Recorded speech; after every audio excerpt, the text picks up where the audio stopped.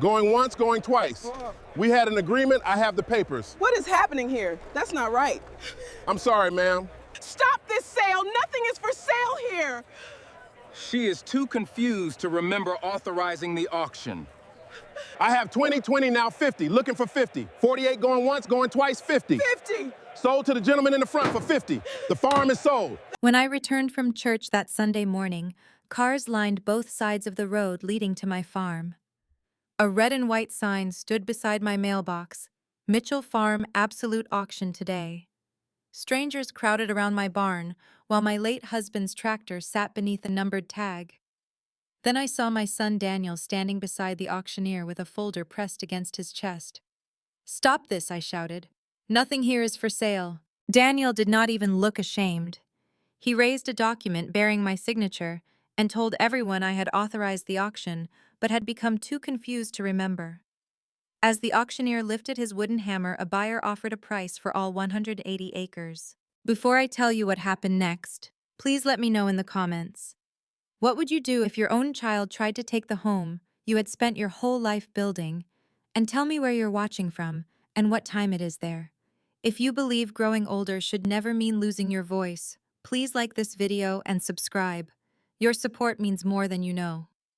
4 years before that auction, Mitchell Farm had been a place of peace. It was the kind of peace that did not come from silence.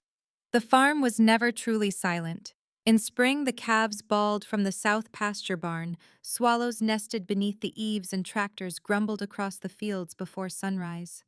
In summer, cicadas sang in the cottonwoods, while corn leaves whispered against one another in the wind. Even winter had its own music, the crack of frozen branches, the groan of the old house settling, and Samuel's boots stomping snow from the porch. Then Samuel died and every sound changed. He suffered a heart attack one February morning while carrying feed to the barn. By the time I found him, he was sitting against the wooden gate with one glove missing and his eyes fixed on the pale winter sky. I called his name again and again, even after I knew he could no longer answer. We had been married for 46 years. Samuel and I did not inherit Mitchell Farm. We built it. When we married, we had 12 acres, a one-bedroom farmhouse, 2 borrowed cows, and a bank loan that frightened me so badly I kept the payment schedule beneath my pillow. Samuel worked other people's fields during the day and repaired equipment at night. I raised chickens, kept the books, planted a vegetable garden, and sold apple pies at the Saturday market in Winterset. There were years when we counted every dollar before buying groceries. Once during a drought, we lived on potatoes, eggs, and whatever I could preserve from the garden. Samuel apologized every evening as if the weather were his fault. But we kept going. Whenever a neighboring parcel came up for sale, we saved, borrowed, and worked until our hands ached. 12 acres became 40, 40 became 90. By the time Daniel entered high school, Mitchell Farm covered 180 acres of rich Iowa soil. Every section of that land carried a memory. Daniel was born in the front bedroom during a snowstorm because the road to the hospital had become impassable. Samuel boiled water even though the midwife told him 3 times she did not need it. He paced the hallway praying so loudly I could hear him between contractions. The old oak tree behind the house was where Samuel asked me to marry him a second time on our 25th anniversary. He had tied my original wedding ring to a blue ribbon and hung it from a low branch. When I found it, he dropped to one knee, complained about his back, and asked whether I would tolerate him for another 25 years. The barn was where Daniel learned to milk a cow, where he hid after breaking our kitchen window, and where Samuel taught him that a person should repair whatever he damaged. Years later, it became the place where my granddaughter Emma learned to ride. She was 7 the first time Samuel placed her on our gentle mare Daisy. Emma's little hands clutched the saddle horn, and her face was pale with fear. "Grandpa, don't let go," she begged. Samuel walked beside her for nearly an hour. "I won't let go until you tell me," he promised. By sunset, Emma was laughing and shouting for him to move out of her way. Those memories were why I could never think of the farm as merely land. To me, selling it would have felt like placing price tags on birthdays, promises, funerals, Sunday dinners, and every ordinary day that had made my life worth living. After Samuel's death, Daniel seemed to understand that. For the first year, he came by almost every weekend. He repaired the leaking roof above the machine shed, replaced a broken fence post, checked the water pump, and drove me to appointments when grief made it difficult for me to concentrate. He would sit at the kitchen table with Samuel's old coffee mug between his hands and tell me I did not have to worry. "This is your home, Mom," he said more than once. "No one is ever going to make you leave." I believed him. Why wouldn't I? How was my only child? I had spent my life defending him, encouraging him, and believing there was goodness in him, even when he made mistakes. Daniel had always been ambitious. As a boy, he built small wooden boxes and sold them to neighbors. In high school, he repaired lawn mowers. By his early 30s, he owned a construction company and employed nearly 20 people.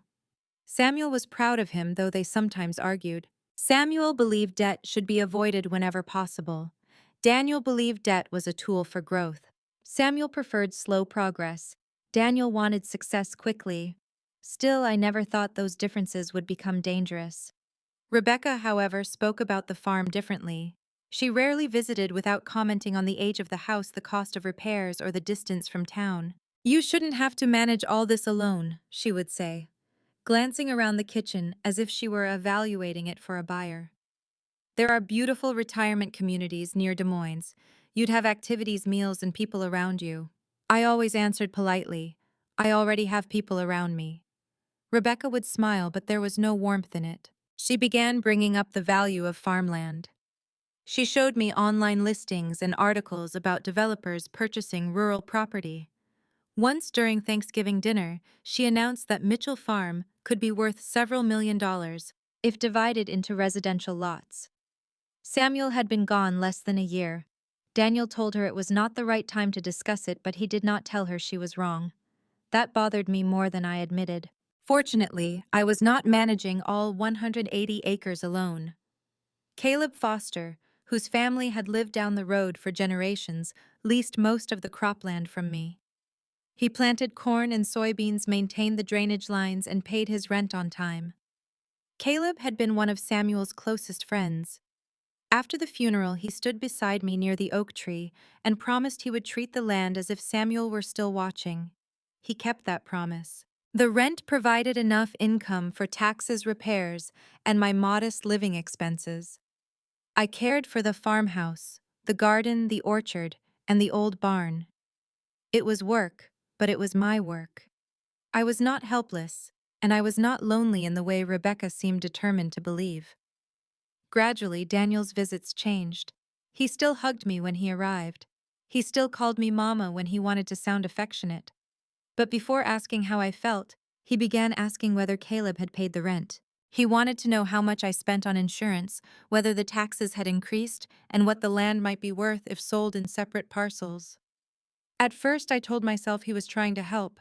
Then he started using a phrase I had never heard from him before. "We need to think about managing the family legacy." The family legacy. Not my home, not the farm his father and I had built. A legacy, something he already considered partly his. One evening, as I watched Daniel drive away, I remembered something Samuel had said years earlier, after a neighboring family fought over an inheritance. "Land doesn't tear families apart, Dorothy," he told me. "Greed does. The land just gives greed somewhere to stand." At the time, I thought he was talking about someone else's family. I did not yet understand that he had been warning me about my own. 2 years after Samuel died, my right knee finally gave me no choice but to slow down. For months, I had ignored the pain. I told myself it was nothing more than age catching up with me. I wrapped the joint in an elastic bandage, leaned on the kitchen counter when no one was watching, and planned my chores so I would not have to climb the barn steps more than once a day. Caleb noticed before Daniel did. "You're walking like one leg belongs to somebody else," he told me one morning. I laughed, but he did not. When I finally saw an orthopedic surgeon in Des Moines, the X-rays showed severe damage. The doctor recommended a total knee replacement and warned that recovery could take several months. The thought of surgery frightened me less than the thought of depending on someone afterward. I had spent most of my life being the person others depended on. I had cared for Daniel, supported Samuel through lean harvests, kept the farm accounts, and sat beside both my parents during their final illnesses. Asking for help felt unnatural, almost shameful. Daniel, however, appeared relieved when I told him. "Mom let me handle things while you recover," he said.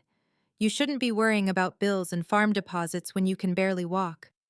At that time, his offer sounded loving. He suggested that I give him temporary authority to pay household expenses, deposit Caleb's rent checks, and communicate with the insurance company. I agreed that it made sense, but I insisted we speak with Claire Bennett first.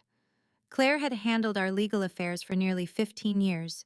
She was younger than Samuel and me, but she possessed the calm confidence of someone who had already considered every possible disaster before anyone else entered the room. When Daniel and I met her at her office, she listened carefully and then prepared a limited financial power of attorney. She explained every paragraph. "This document allows Daniel to handle specific financial matters while Dorothy recovers," she said. "It does not transfer ownership of any property. It does not allow him to sell, mortgage, subdivide, or otherwise transfer the farm." Daniel shifted in his chair. "I understand what limited means," he said. Claire did not react to his impatience. "The authority also ends once Dorothy is able to manage her own affairs again. She can revoke it at any time." Daniel glanced at me as if Claire's caution were insulting him. "You know I would never do anything against Mom's wishes." "I'm not accusing you of anything," Claire replied. "Clear limits protect everyone, including you." I remember feeling embarrassed for him. I thought Claire was treating my son like a stranger instead of family. I placed my hand over Daniel's and said I trust him. Claire looked at me for a moment before nodding. "I know you do, Dorothy. That is why we put the trust in writing correctly." I signed the document in front of Claire and a licensed notary. Daniel received a copy. Claire kept the original in her records, and I placed another copy in the locked drawer of Samuel's old desk. The operation took place 3 weeks later. For the first few days, I could barely move from the bed to the chair without assistance. Daniel stayed at the farmhouse and slept in the guest room. He brought me soup, organized my medication, drove me to physical therapy, and even learned how to wrap the ice pack around my knee correctly. He paid the electric bill, deposited Caleb's rent check, and spoke with the insurance company when a windstorm damaged part of the orchard fence. During those weeks, he was the son I remembered. He teased me when I complained about the exercises. "You used to make me finish my homework before I could go outside," he said. "Now I'm making you finish your leg lifts before coffee." I would roll my eyes, but privately I was grateful. Rebecca visited less often. When she did, she rarely sat with me for long. Instead, she walked through the house, opening cabinets and asking questions. "Where do you keep the property tax records?" "In Samuel's desk." "What about the insurance policies?" "Also in the desk." "And the farm deed?" I looked at her. "Why do you need to know that?" She smiled too quickly. "I don't. I'm just trying to help Daniel organize everything. What if there's an emergency? The important documents are safe. Does Daniel have access to the safe?" "No."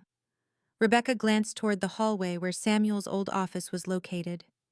"You should give him the combination. Families need to prepare for the worst."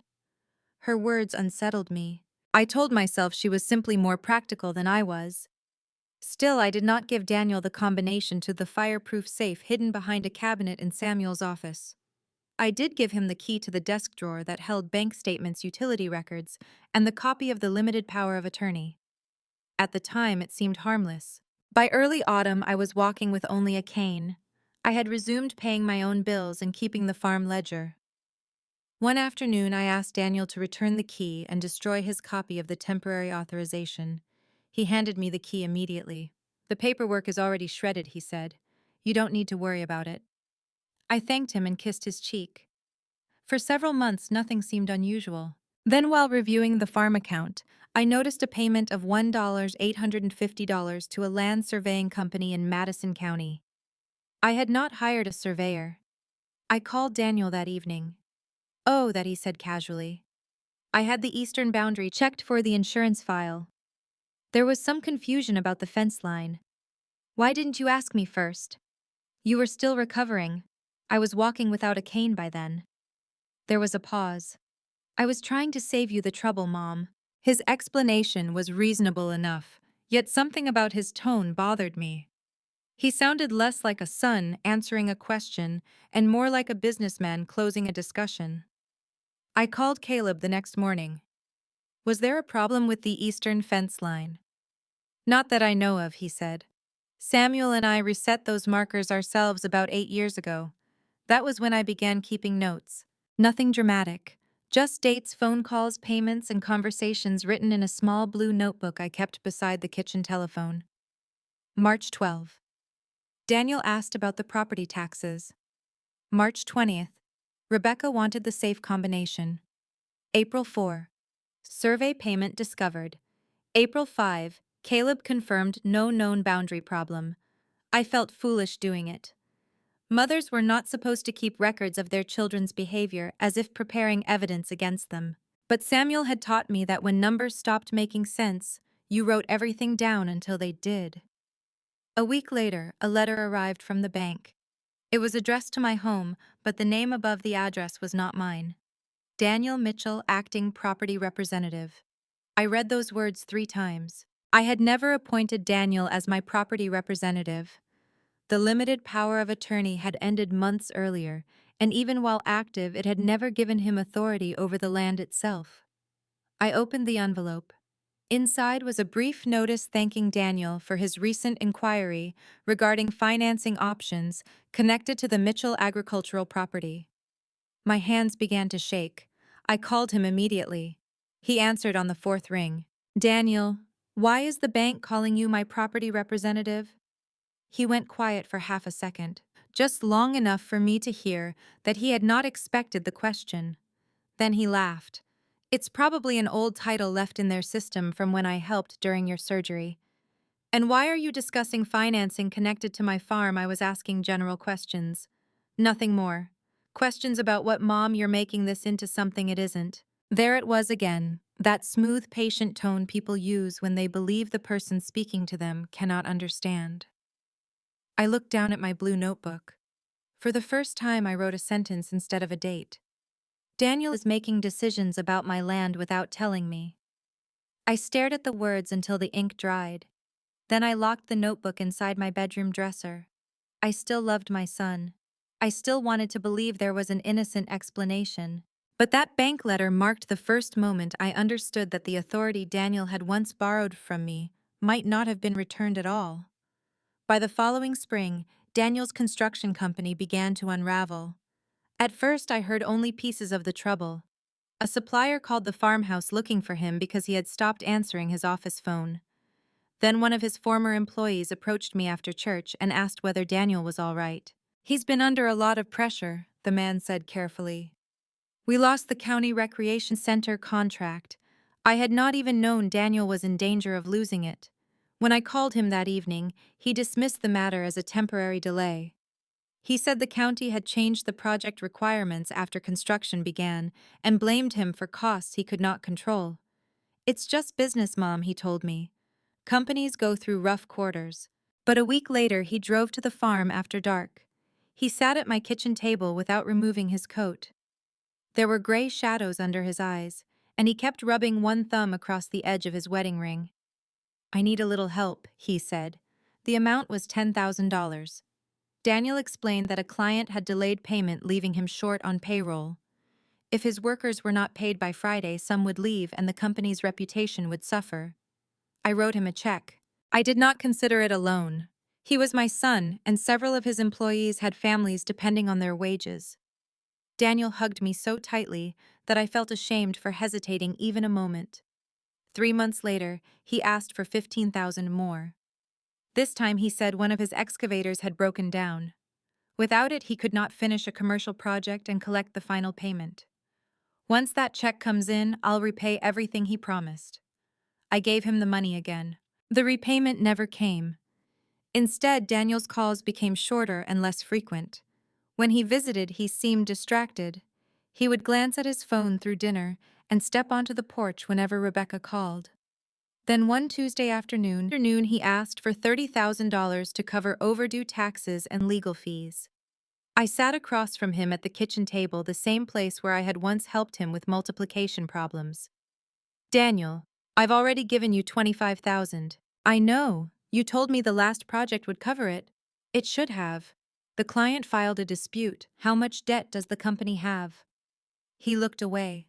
That isn't the point. It is exactly the point. His jaw tightened. I'm asking for help, not an audit. The irritation in his voice startled me. I folded my hands in my lap. The money I have left is for property taxes, medical expenses, and whatever care I may need later. I can't keep taking from it without understanding what is happening. Daniel stood so quickly that his chair scraped the floor. Dad would have helped me. The words struck where he intended them to.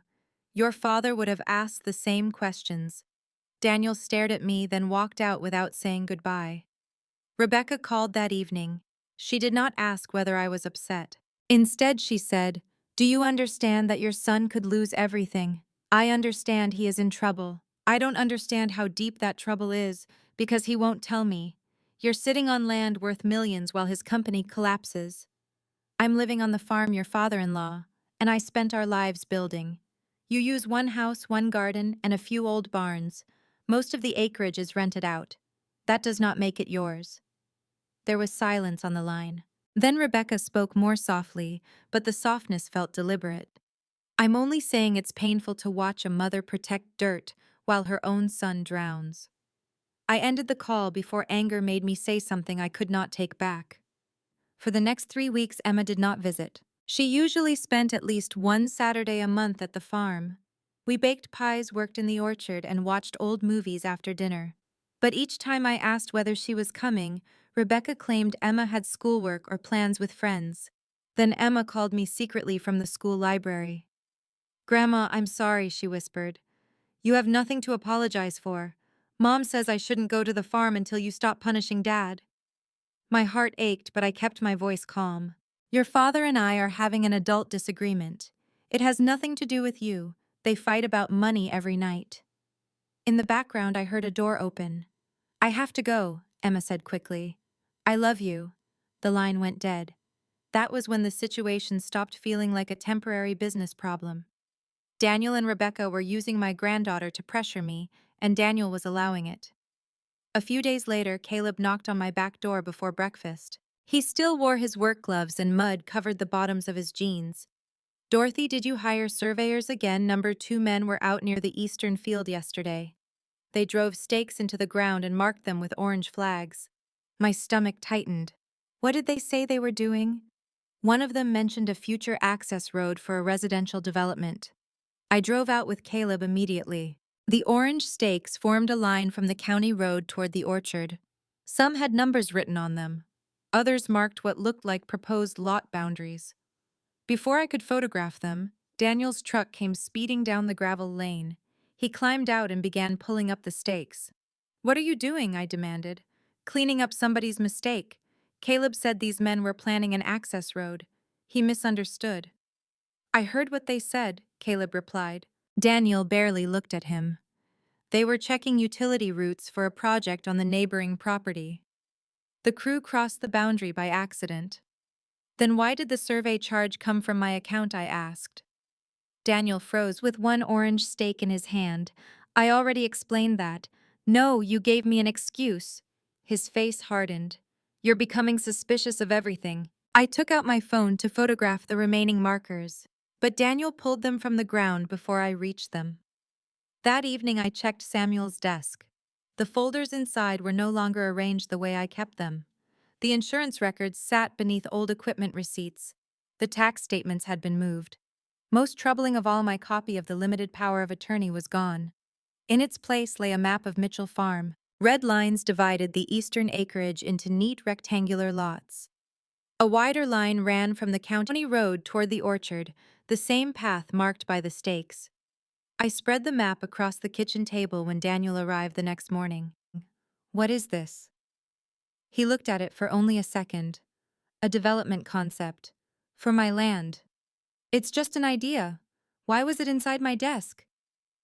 Daniel let out a tired breath, walked around the table and placed both hands on my shoulders. "Mom, I'm trying to protect you. By drawing subdivisions across my farm, by understanding your options. I never asked you to." His expression softened. For one moment he looked like the frightened boy who used to come to me after a nightmare. You left the stove on last month, he said. The change in subject confused me. What when Emma was here you left a burner on?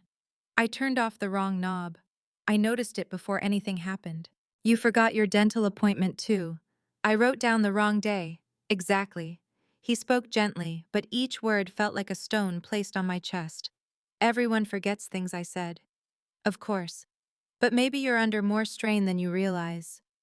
For the first time, doubt slipped into me.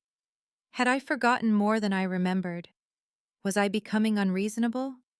Was grief or age making me see betrayal where there was only concern? At church that Sunday, Ruth Collins found me sitting alone after the service. Ruth had worked for the county recorder's office for nearly 30 years before retiring. She knew more about land documents than most attorneys. You look troubled, she said. I told her about the survey stakes, the missing document, and Daniel's comments about my memory. Ruth listened without interrupting. Then she took my hand. Dorothy, do not sign anything. Not for Daniel, not for Rebecca, not for anyone unless Claire is sitting beside you. The firmness in her voice frightened me more than Daniel's behavior had. That evening, Daniel called and suggested I undergo a memory evaluation. Just to put everyone's mind at ease, he said. Whose mind? Ours. My doctor has never expressed concern. You don't see yourself from the outside. I refused. Daniel's voice sharpened. You're making this harder than it needs to be. 2 days later, I drove into Winterset to buy feed. As I passed Daniel's office, I saw a black luxury SUV parked outside. A tall man in an expensive coat emerged from the building. I recognized him from newspaper photographs. His name was Victor Hale, a developer known for turning farmland into housing subdivisions. Daniel followed him onto the sidewalk. I lowered my window, but neither man noticed me. Victor opened the SUV door. End of the month, he said. Daniel nodded. You'll have the land before the end of the month. I sat frozen behind the steering wheel. For the first time, my fear became certainty. My son was not merely considering what might happen to Mitchell Farm after I was gone. He was promising it to someone while I was still alive. The Sunday of the auction began like hundreds of Sundays before it. I woke at 6, made coffee, fed the chickens, and walked through the orchard while the morning mist still hung between the trees. The air smelled of wet grass and ripening apples. Nothing seemed unusual. That was the cruelest part. While strangers were preparing to sell everything Samuel and I had built, I was standing beneath our old apple trees believing I was safe. I left the farmhouse at 8:15 wearing my navy church dress and Samuel's silver cross around my neck. The service at First Community Church began at 9. Daniel knew my routine perfectly. He knew I always silenced my phone before entering the sanctuary. He knew I usually stayed afterward for coffee with Ruth and the other women. Most Sundays I did not return home before noon. Someone had planned the auction around that fact. Caleb later told me that the first truck arrived less than 20 minutes after I left. It carried folding chairs, loudspeakers, numbered signs, and a portable auction platform. 2 more vehicles followed along with men who began tagging equipment in the barn. When Caleb drove over to investigate, Daniel met him at the gate. What's going on? Caleb demanded. Daniel held up a folder. Mom decided it's time to move into assisted living. We're liquidating the property. Caleb did not believe him. Dorothy would have told me. She's embarrassed, Daniel said. Her memory has been getting worse. That lie nearly worked because it was designed to sound compassionate. Caleb called me 5 times. My phone remained silent inside my purse beneath the church pew. Then he called Ruth. We had just entered the fellowship hall when Ruth hurried toward me. Her face had lost all color. Dorothy, we need to leave. I thought someone had been injured. What happened? It's your farm. She grabbed my arm and pulled me toward the exit before I could ask another question. During the drive, she told me what Caleb had reported. I kept shaking my head. No, Daniel wouldn't do that. Even after everything I had overheard outside his office, some part of me still refused to believe my own son would openly auction my home. Then we turned onto my road. Cars lined both shoulders. Pickup trucks filled the lower pasture. A large sign beside my mailbox announced an absolute farm auction. Ruth stopped her car so abruptly that my seatbelt locked across my chest. For one breath, I could not move. Then I opened the door and ran. The gravel cut through the thin soles of my church shoes. People turned as I passed them, but no one stopped me. Some recognized me. Others stepped aside with uncomfortable expressions, as though they had already been told I might cause a scene. The first thing I saw was Samuel's tractor. It stood beside the machine shed with the number 23 taped to its windshield. A man in a baseball cap was inspecting the tires while another photographed the engine. "That is not for sale," I shouted. The men backed away. Beyond them, tables held tools, kitchen equipment, lamps, boxes of dishes, and the cedar chest Samuel had given me on our 10th anniversary. Someone had even carried my rocking chairs off the front porch and placed numbered stickers beneath the seats. It was not just an auction, it was an erasure. Daniel stood beside Nolan Price, the auctioneer, near the barn. Rebecca was behind them holding a clipboard. She wore a pale blouse and pearl earrings, dressed more like a real estate agent than a woman watching her mother-in-law's life being dismantled. I pushed through the crowd. "Stop this!" Nolan lowered his microphone. Daniel turned toward me. For one instant, fear flashed across his face. Then it disappeared beneath an expression of practiced concern. "Mom, you weren't supposed to be here yet." The words confirmed everything. "You knew I was at church." Rebecca stepped forward. "Dorothy, please don't upset yourself. Get off my property." Murmurs moved through the crowd. Daniel raised both hands as though calming a frightened animal. "Mom, we discussed this." "No, we did not. You signed the authorization." He opened the folder and removed several pages. At the bottom of the final page was my signature. I recognized the slight curve in the D, the way the last letters of Mitchell leaned upward. It was mine. But the words above it were not. The document claimed I had granted Daniel complete authority to sell, mortgage transfer, and dispose of both real estate and personal property. It also said he could act for me if I became mentally incapable of managing my affairs. "This is not what I signed," I said. Daniel looked toward the spectators. "You see what we've been dealing with." The humiliation was immediate and deliberate. Rebecca touched my elbow. I pulled away. "She's been forgetting things," Rebecca told Nolan. "We tried to handle this privately. I am not confused." Several people avoided my eyes. Others stared at me with pity. That hurt almost as much as Daniel's betrayal. He had not merely forged authority.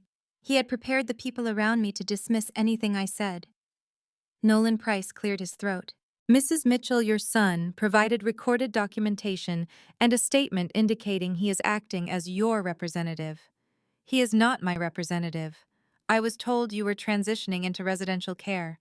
I am living in my own house and I intend to continue living there." Daniel stepped closer. "Mom, please. We agreed this was best. You are lying." His expression tightened, but Rebecca immediately placed herself between us. "She gets agitated when confronted," she announced. My anger burned through the shock. I turned toward the crowd. "My name is Dorothy Mitchell. I own this farm. I have not agreed to sell 1 acre, 1 tractor, or 1 chair. Anyone who buys something today is buying stolen property." That brought the auction to a halt. People began whispering. A few bidders moved away from the equipment. Nolan called for a temporary pause and asked Daniel to show him the documents again. But Daniel had already prepared for resistance. He produced a filed copy of the power of attorney complete with a notary seal and a county recording stamp. The first pages looked new. The signature page looked older. I could not explain how I knew that, only that the paper seemed slightly different beneath my fingers. Ruth took the pages from me. She studied them carefully. "These page numbers don't continue correctly," she said. "Page 3 is followed by page 6. Daniel snatched the papers back. "It's a copy." "The typeface changes before the signature page," Ruth continued. "And this document was recorded last Tuesday." Daniel's face reddened. "Stay out of this, Ruth." Nolan looked uneasy now, but he had already accepted bids on several smaller items. More importantly, the land itself had received an offer. A representative from a company called Prairie Horizons Holdings had bid far below what the farm was worth. I did not recognize the company, but I noticed Victor Hale's black SUV parked near the road. The connection was obvious. Daniel had not arranged a true auction. He had arranged a transfer disguised as one. I walked to Samuel's tractor and stood in front of it. No one moves this machine. Daniel signaled to someone near the platform. A deputy from the county sheriff's office approached. Daniel must have arranged for law enforcement to be present in case I resisted. The deputy listened to both of us, then examined the documents. This appears to be a civil property dispute, he said. I can't determine ownership rights here. I am standing on my own farm, I replied. Daniel pointed toward me.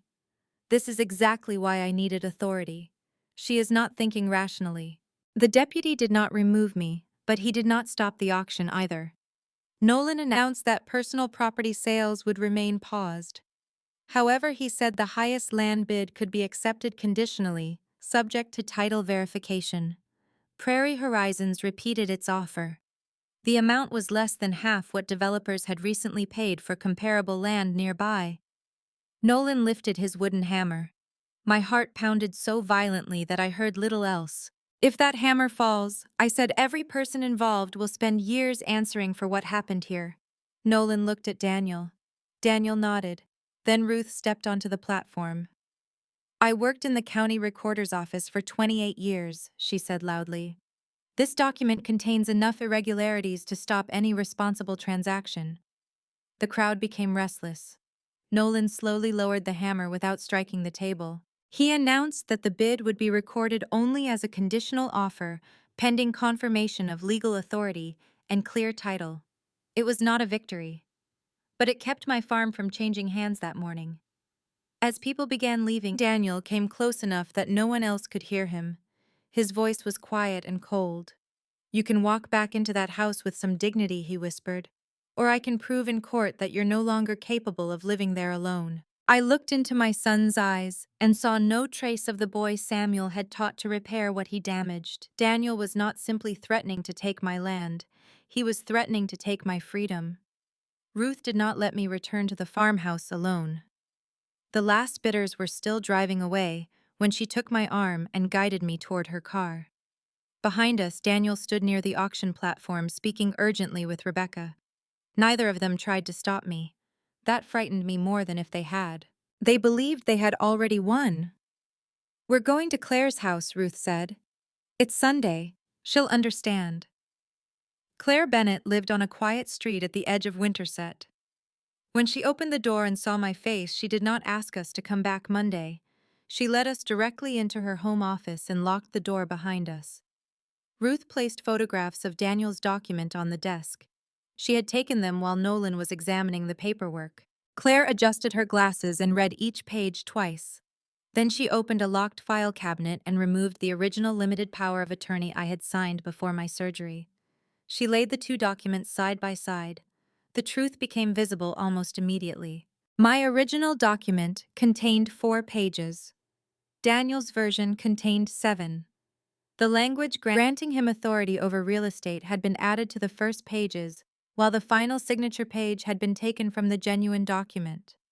The paper was slightly different. The margins did not match. Even the staple marks were inconsistent. They used your real signature page, Claire said, but they attached it to language you never approved. I stared at my name at the bottom of the false document. It felt worse than seeing a stranger imitate my handwriting. Daniel had not created a fake version of me. He had taken something genuine and used it to make the lie more convincing. Can he still sell the farm? I asked. Not if we act quickly. Claire pointed to the notary section. The original was notarized in my office more than 2 years ago. This version claims the entire document was acknowledged before Paula Grant last month. I have never met Paula Grant. Ruth leaned closer. The recording stamp is real. Someone filed this with the county last Tuesday. Claire's expression hardened. Then this is no longer merely a family dispute. Someone knowingly recorded a fraudulent legal instrument. She called the emergency number for the county court clerk, then contacted an attorney who handled urgent property matters. While she worked, Ruth made tea I could not drink. My hands would not stop trembling. I kept hearing Daniel's threat. I can prove in court that you're no longer capable of living there alone. Until that morning, I had believed the farm was the only thing he wanted.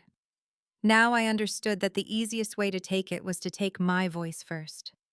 Within an hour, Claire obtained electronic copies of every recent filing connected to Mitchell Farm. The fraudulent power of attorney was only the beginning. A document titled Affidavit of Successor Trustee had also been filed. It claimed that I was no longer capable of managing the Mitchell family trust, and that Daniel had assumed authority over its assets. What trust, I asked. Claire looked surprised. The trust Samuel established several years before he died. I remember signing estate documents, but Samuel handled most of the details. Claire nodded slowly. We will need the original file. For now, what matters is that Daniel claims he became successor trustee because you lost mental capacity. She turned the screen toward us. Attached to the filing was a letter bearing the name of Dr. Henry Lawson, my longtime physician. It stated that I showed significant cognitive decline and could no longer make reliable financial decisions. The room seemed to tilt. Dr. Lawson never said that. Has he evaluated your memory recently? Claire asked. No. He asks the usual questions during my annual checkup, but he has never diagnosed me with anything. Then either the letter is false, or someone obtained it under misleading circumstances. The date on the letter was 6 weeks earlier. On that date, I had been at the church kitchen helping prepare meals for a family whose house had burned. More than a dozen people had seen me there. Claire kept searching. Daniel had used the affidavit and the false medical letter to present himself as the person authorized to control the trust. He had also filed a notice stating that I should no longer be contacted directly regarding major financial decisions. My son had created a paper version of me that was weak, confused, and silent. And on paper he had made himself my rescuer. I want to call him, I said. Claire shook her head. Not yet. He needs to explain this. Dorothy, he already explained it at the auction. He intends to say you cannot remember what you signed. He is my son. And right now, he is also the person attempting to take legal control of your property and possibly your life. Her words were painful, but they were not cruel. They were clear. Claire prepared an emergency petition requesting a temporary restraining order against any sale, transfer, mortgage, or recording involving the farm. She included photographs from the auction copies of both powers of attorney and a sworn statement from me, denying that I had authorized the transaction. By late afternoon, a judge agreed to issue a 10-day temporary order. For 10 days, no deed could be transferred, no sale could be completed, and no new lien could legally be placed against Mitchell Farm. I should have felt relieved. Instead, Claire warned me that Daniel could respond by asking the court to appoint him as my guardian or conservator. If he convinces a judge that you lack capacity, she explained, he could gain control over your finances, your medical decisions, and possibly where you live. Based on one false letter, not by itself. But he may have been collecting incidents to support a pattern. The stove burner, the dental appointment, my knee surgery. Every ordinary mistake had been saved and reshaped into evidence. My phone rang. Daniel's name appeared on the screen. Claire told me to put the call on speaker. Mom, he said, what did you do? I stopped you from selling my farm. You embarrassed me in front of the entire county.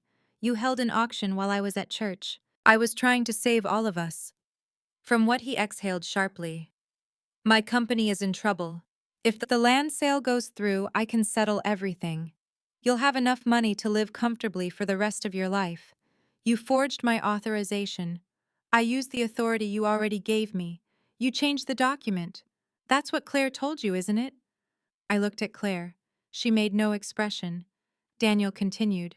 Withdraw the petition, sign the sale voluntarily, and I'll make sure you're taken care of. Taken care of where there are good communities near Des Moines. You mean after you remove me from my home? His voice became colder. If you fight this, the court will examine whether you should still be living alone. Do you really want strangers reviewing every mistake you've made? The threat was wrapped in concern again. No, I said, but I would rather have strangers examine my life than let my own son rewrite it. I ended the call. Minutes later, a message arrived from Rebecca. Until you stop trying to destroy Daniel, you will not see Emma. I read it twice before handing the phone to Claire. Rebecca knew exactly where to strike. The farm was part of my history, but Emma was part of my heart. Still, I did not answer. Claire gave me a list of everything we needed before the court hearing: medical records, bank statements, tax payments, correspondence with Caleb, proof that I managed the farm, and the original Mitchell family trust. The original should be in Samuel's safe, I said. Ruth drove me home after dark. The auction signs had been removed, but numbered stickers still clung to the tractor, the barn tools, and my rocking chairs. I peeled them off one by one before entering the house. In Samuel's office, I moved the cabinet hiding the fireproof safe. The combination was our wedding date. The lock opened. Inside were insurance policies, old deeds, birth certificates, and Samuel's military records. But the trust folder was gone. I searched every shelf twice. Someone had taken it. At the bottom of the safe lay a single yellow envelope I had never seen before. My name was written across the front in Samuel's unmistakable hand. Dorothy, if anyone ever tries to take the farm, find Bluebird. Inside there was nothing else. No explanation. No address. Only those words from a man who had been dead for 4 years. I pressed the note against my chest. Samuel had known the farm might someday be threatened, and somehow he had left me a way to fight back. I did not sleep that night. Samuel's note lay on the kitchen table beneath the yellow light above the stove. Dorothy, if anyone ever tries to take the farm, find Bluebird. I read those words until they blurred, but no answer came. I searched my memory for anyone named Bluebird. Any business Samuel had used, any place we had visited. Nothing made sense. By sunrise, exhaustion had hardened into anger. Before I searched for Samuel's clue, I needed Daniel to look me in the eye and tell me why he had done this. Claire had warned me not to confront him alone. I understood her reasoning, but there are moments when a mother needs to hear the truth directly from her child, even when she already knows it will hurt.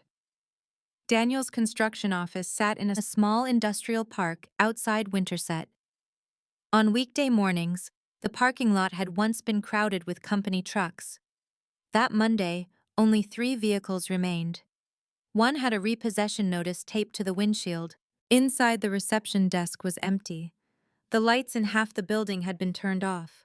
Boxes filled the hallway and framed photographs had been removed from the walls, leaving pale rectangles behind. I found Daniel in his office. Legal notices covered his desk. Past due invoices were stacked beside an unopened envelope from the state tax department. Through the window, I could see 2 men loading equipment onto a flatbed truck marked with a bank logo. Daniel looked older than he had the day before. His shirt was wrinkled and his eyes were red. On the corner of his desk stood a photograph of Samuel, Daniel, Emma, and me, taken at the farm 5 Christmases earlier. For one foolish second, that photograph gave me hope. Then Daniel saw me and reached for the office door. "You shouldn't be here. I own the land you tried to auction yesterday. I can stand wherever I please while asking why." He closed the door. "Claire told you not to contact me, didn't she?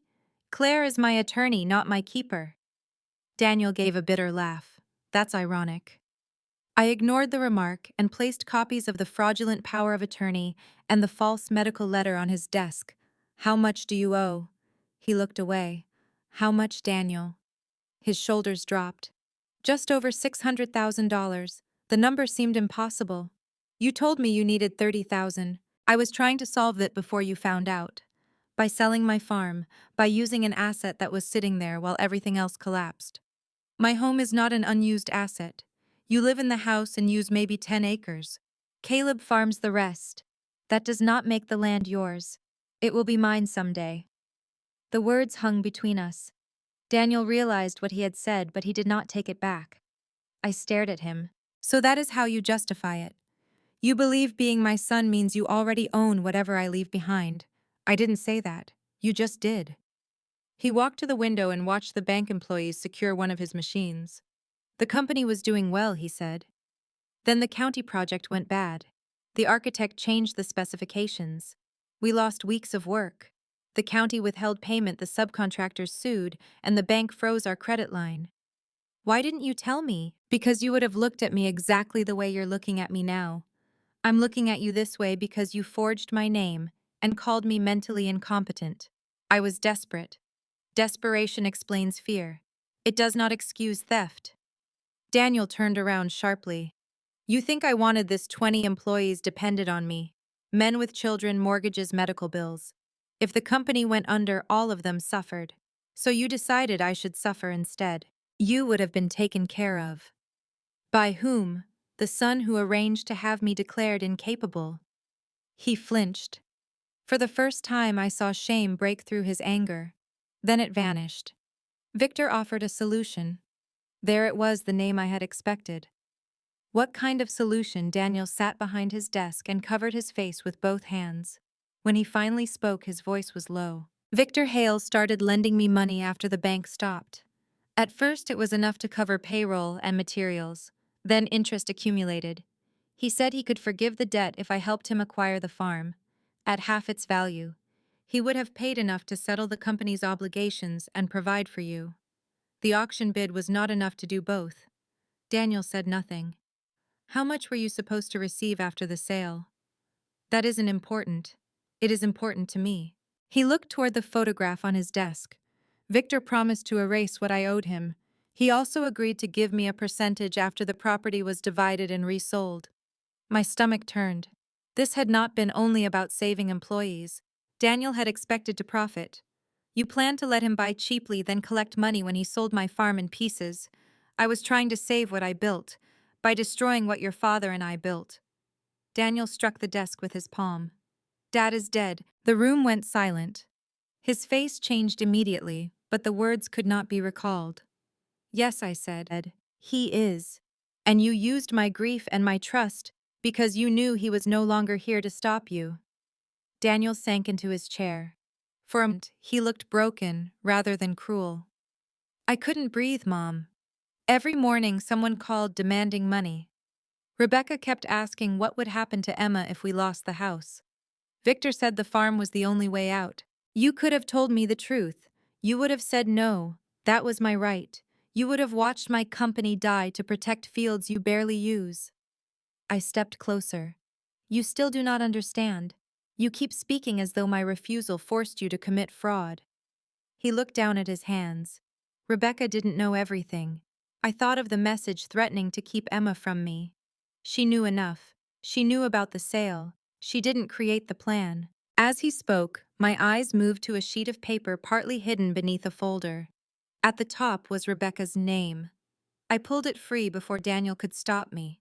It was a printed email from Rebecca to Victor.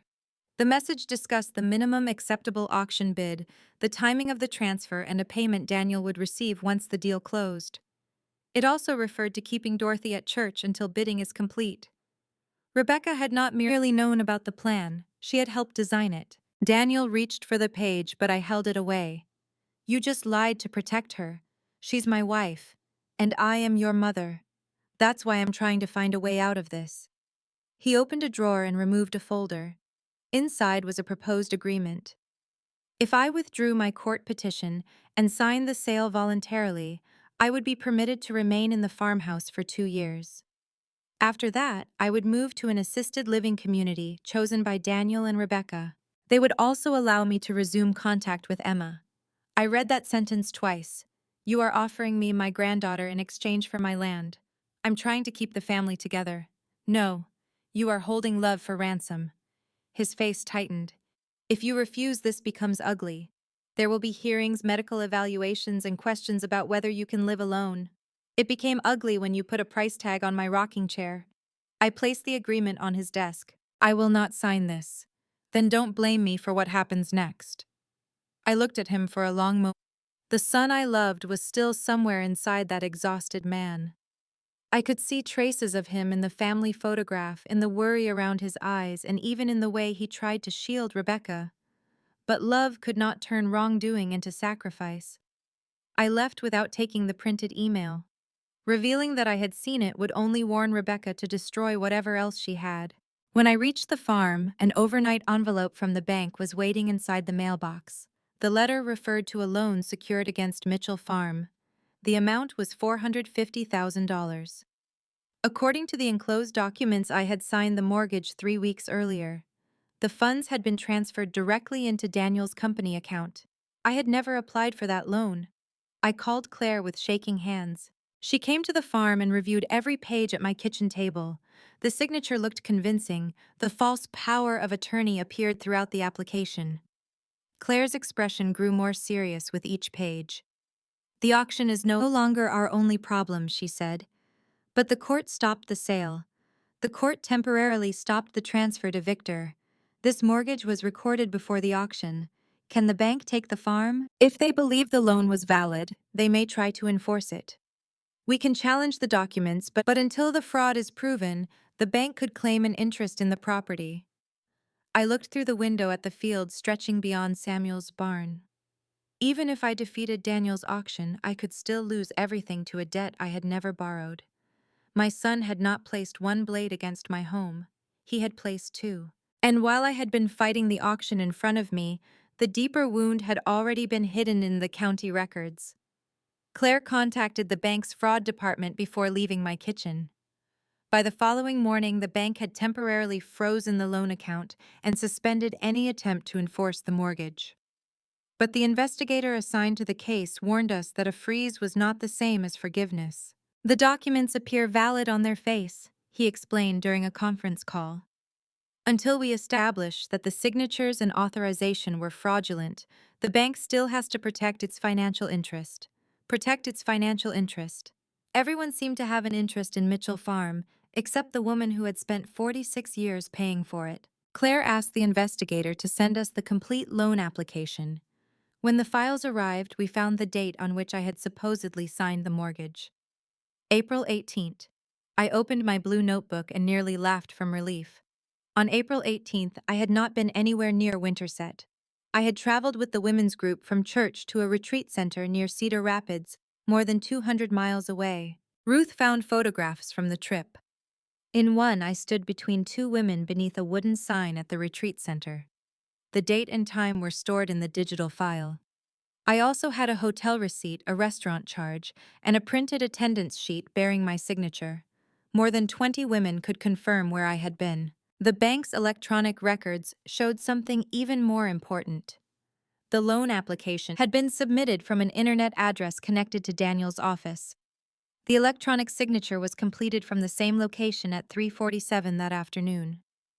At 3:47, I had been sitting in a workshop about grief and forgiveness. The irony was almost unbearable.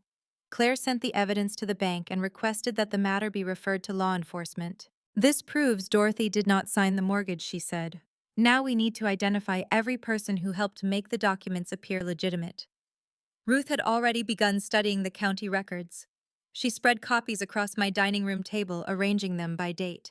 The fraudulent power of attorney, the affidavit declaring Daniel's successor trustee, the mortgage application, the certification of my signature. One name appeared again and again, Paula Grant. She notarized nearly everything Ruth said. I had never met Paula, but Rebecca had mentioned her years earlier. They had attended the same high school and occasionally met for lunch. Ruth remembered Paula from the county recorder's office. She became a notary through her bookkeeping business, Ruth explained. I heard she had financial trouble after her divorce. Financial trouble does not make someone a criminal, I said. No, Ruth replied. But $8,000 might make the wrong person stop asking questions. I looked at her. Why 8,000, I don't know. It was only an example. Later I would remember that number. Claire advised us not to accuse Paula directly, but she agreed that a calm conversation might reveal whether Paula was frightened. Her office occupied a narrow storefront between a barber shop and a vacant bakery. A faded sign on the window read, Grant Bookkeeping and Tax Services. When Ruth and I entered, Paula sat behind a desk covered with folders. She was in her early 40s with carefully styled blonde hair and a smile that disappeared when I introduced myself. Dorothy Mitchell, she repeated. Yes, you notarized several documents carrying my signature. Her eyes shifted toward Ruth. I handle a lot of documents. I was not present when you notarized mine. Paula reached for and began moving papers that did not need to be moved. You may not remember coming in. The sentence was too polished. Someone had prepared her to say it. I remember exactly where I was on the day of the mortgage signing, I said. I have photographs, receipts, and 20 witnesses. Her hand stopped. Ruth placed copies of the documents on the desk. The signature page originated from an older power of attorney, she said.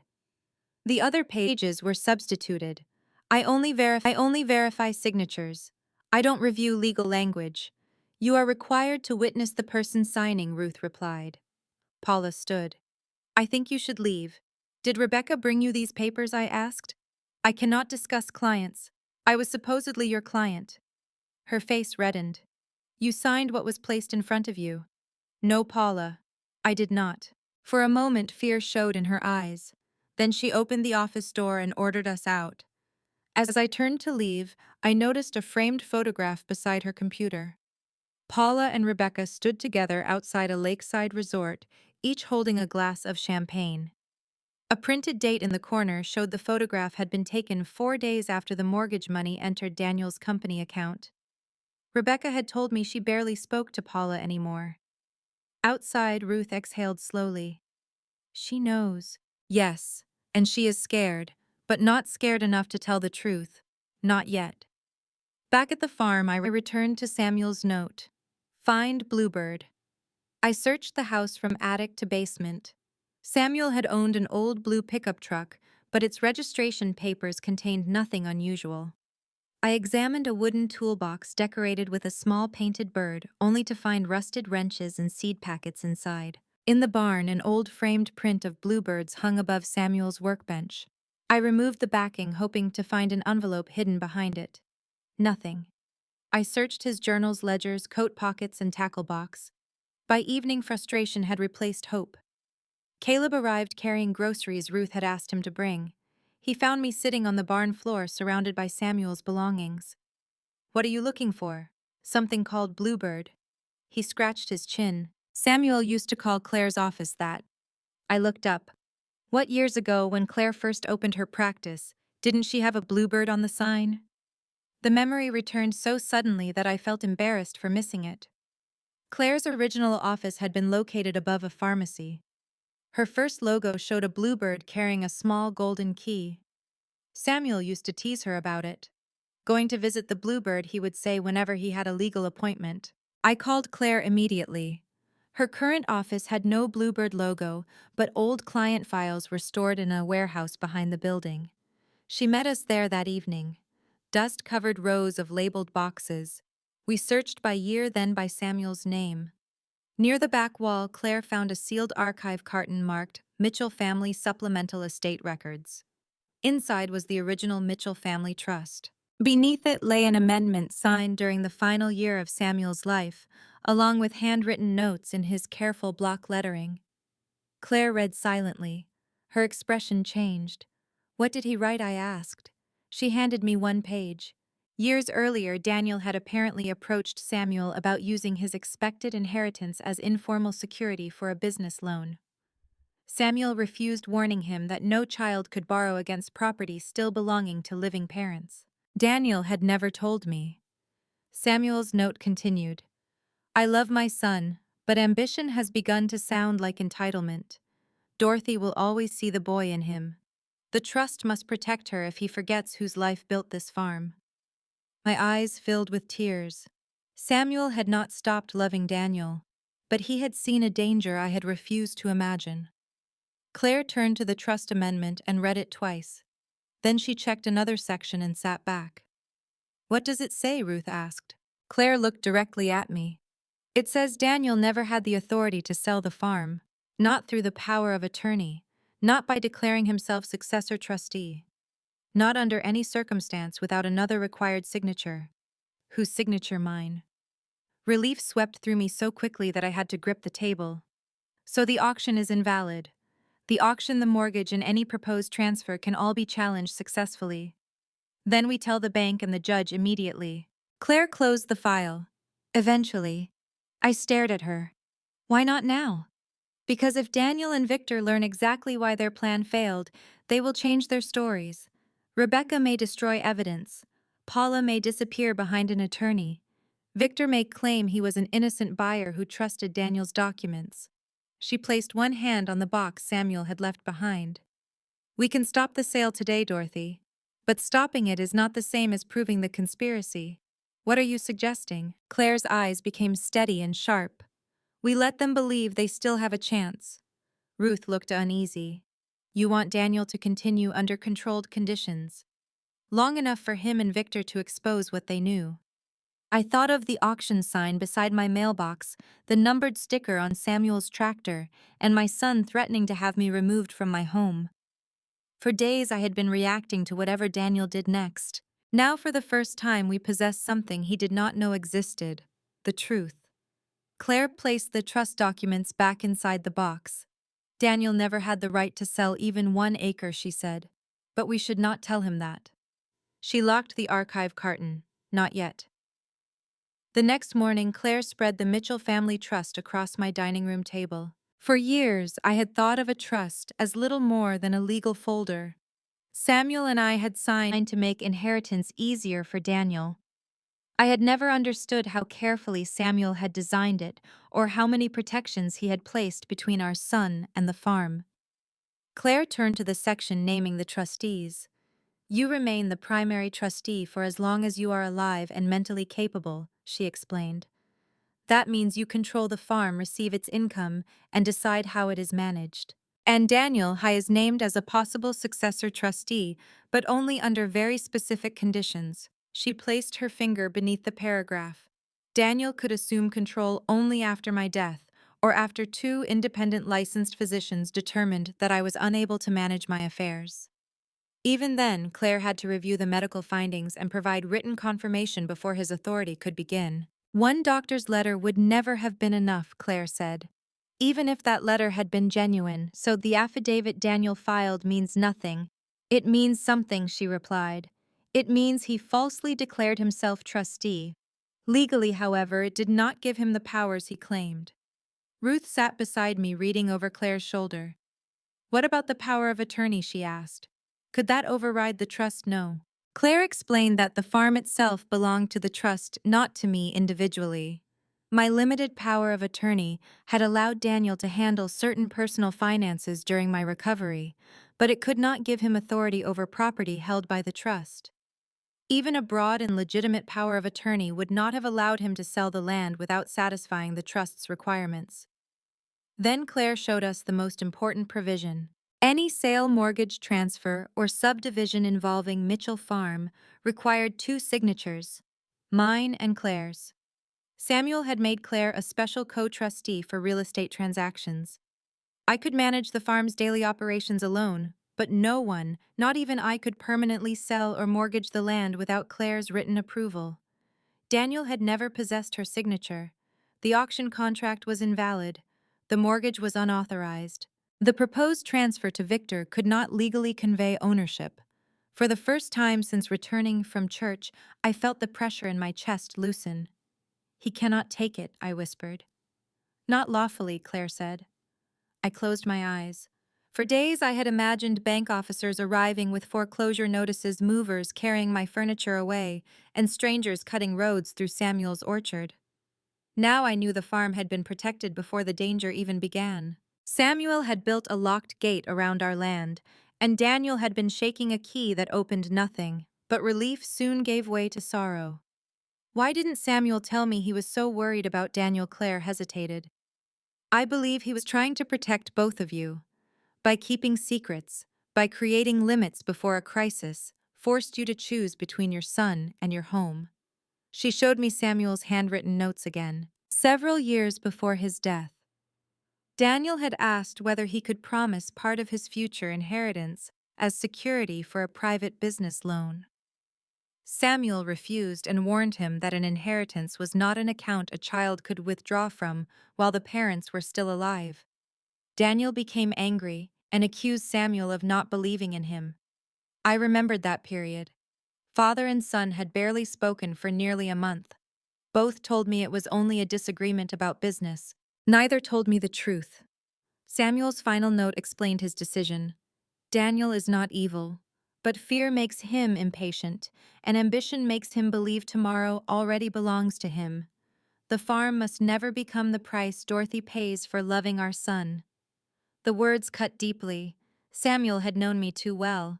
I knew I would excuse Daniel's mistakes, lend him money, and search for the frightened child beneath the grown man's anger. He knew I might surrender something precious simply to stop my family from breaking apart. The trust had not been created because Samuel stopped loving Daniel. It had been created because he understood that love without boundaries could become another kind of danger. Claire turned to a later section. There is another provision you need to know about. The language was dense, but its meaning was clear. Any successor trustee who attempted to use trust property for personal gain, falsified authority, or acted against the beneficiary's interests would be permanently removed from succession. Daniel had done all three. What happens after he is removed, I asked. The next eligible successor becomes Emma. I stared at her. Emma is 17. She would not take control now. You remain trustee. If something happened to you before she reached the required age, a professional fiduciary would manage the trust temporarily. But once Emma became eligible, she, not Daniel, would become your successor. Samuel had protected the farm from his son by placing its future one generation farther ahead. The thought brought no satisfaction. Daniel had spent years assuming the farm would automatically become his. Yet his attempt to seize it early had triggered the very provision that could remove him forever. Does he know about this clause? Ruth asked. Possibly not, Claire said. The copy taken from Dorothy's safe may not have included Samuel's final amendment. That explained Rebecca's fear in the email and Daniel's confidence at the auction. They knew a trust existed, but they did not know the complete terms. Claire suggested that we file the original trust and amendment with the court immediately. Doing so would likely end the property dispute. I should have agreed. Instead, I thought about Victor's black SUV near the auction. I thought about Paula's notary seal, Rebecca's email, the false medical letter, and the carefully arranged story that I was no longer mentally capable. If we revealed the trust now, Daniel might claim he had misunderstood its terms. Victor might say he believed Daniel held valid authority. Rebecca could destroy emails and blame everything on her husband. Paula could hide behind professional confidentiality and insist she had been deceived. The farm would be safe, but the truth might remain scattered beneath excuses. What happens if we do not reveal every provision yet? I asked. Claire studied me. The temporary order remains in place. We can inform the court that additional trust documentation has been located without disclosing our entire strategy immediately. Would Daniel believe he still had a chance? Yes. Then let him. Ruth turned toward me. Dorothy, this could become dangerous. It already is. Claire warned that we could not provoke anyone into committing a crime. But we could allow Daniel and Victor to continue pursuing the transaction while investigators observed what they did voluntarily. The bank's fraud department had already begun reviewing the mortgage. The county prosecutor had received copies of the false filings. If Daniel and Victor proceeded toward closing their communications and demands, could reveal whether they knowingly participated in a conspiracy. We agreed on a plan. Claire would notify the court that the trust's validity was disputed and request continued protection of the property. She would not yet disclose the two-signature clause or the provision removing Daniel from succession. I would stop arguing with Daniel. I would sound tired, uncertain, and frightened of the court proceedings. The thought disgusted me. Daniel had tried to portray me as a weak old woman, and now I had to wear part of that disguise. That afternoon he called. Mom, we need to end this before it costs both of us everything. I forced my voice to soften. I'm tired, Daniel. His tone changed immediately. We can fix this. I need time to think. There isn't much time.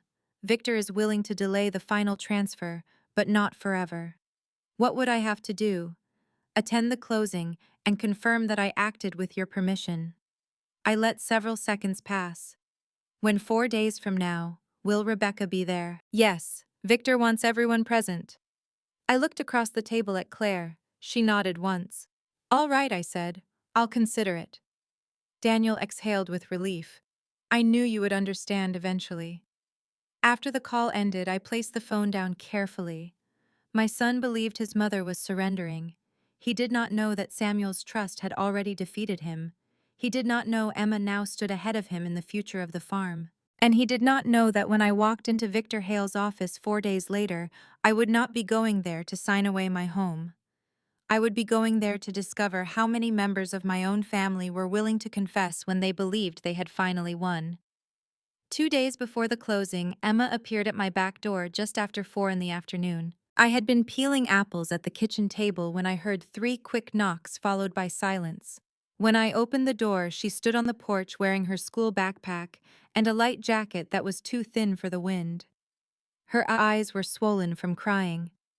"Grandma, can I come in?" I pulled her into my arms before answering.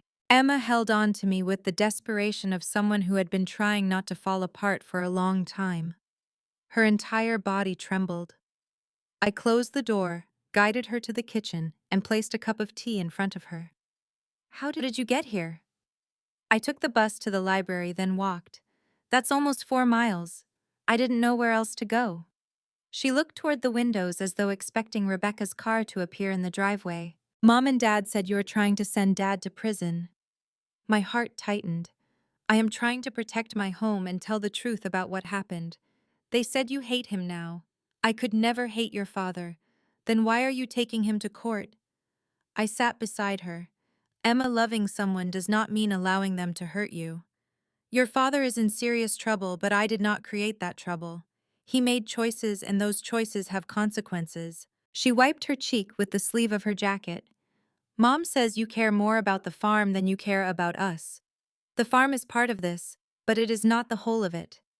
Your parents tried to make people believe I could no longer think for myself. They used my name without permission. They tried to decide where I would live and whether I could see you." Emma stared into her tea. "I didn't know all of that. I did not want you placed in the middle.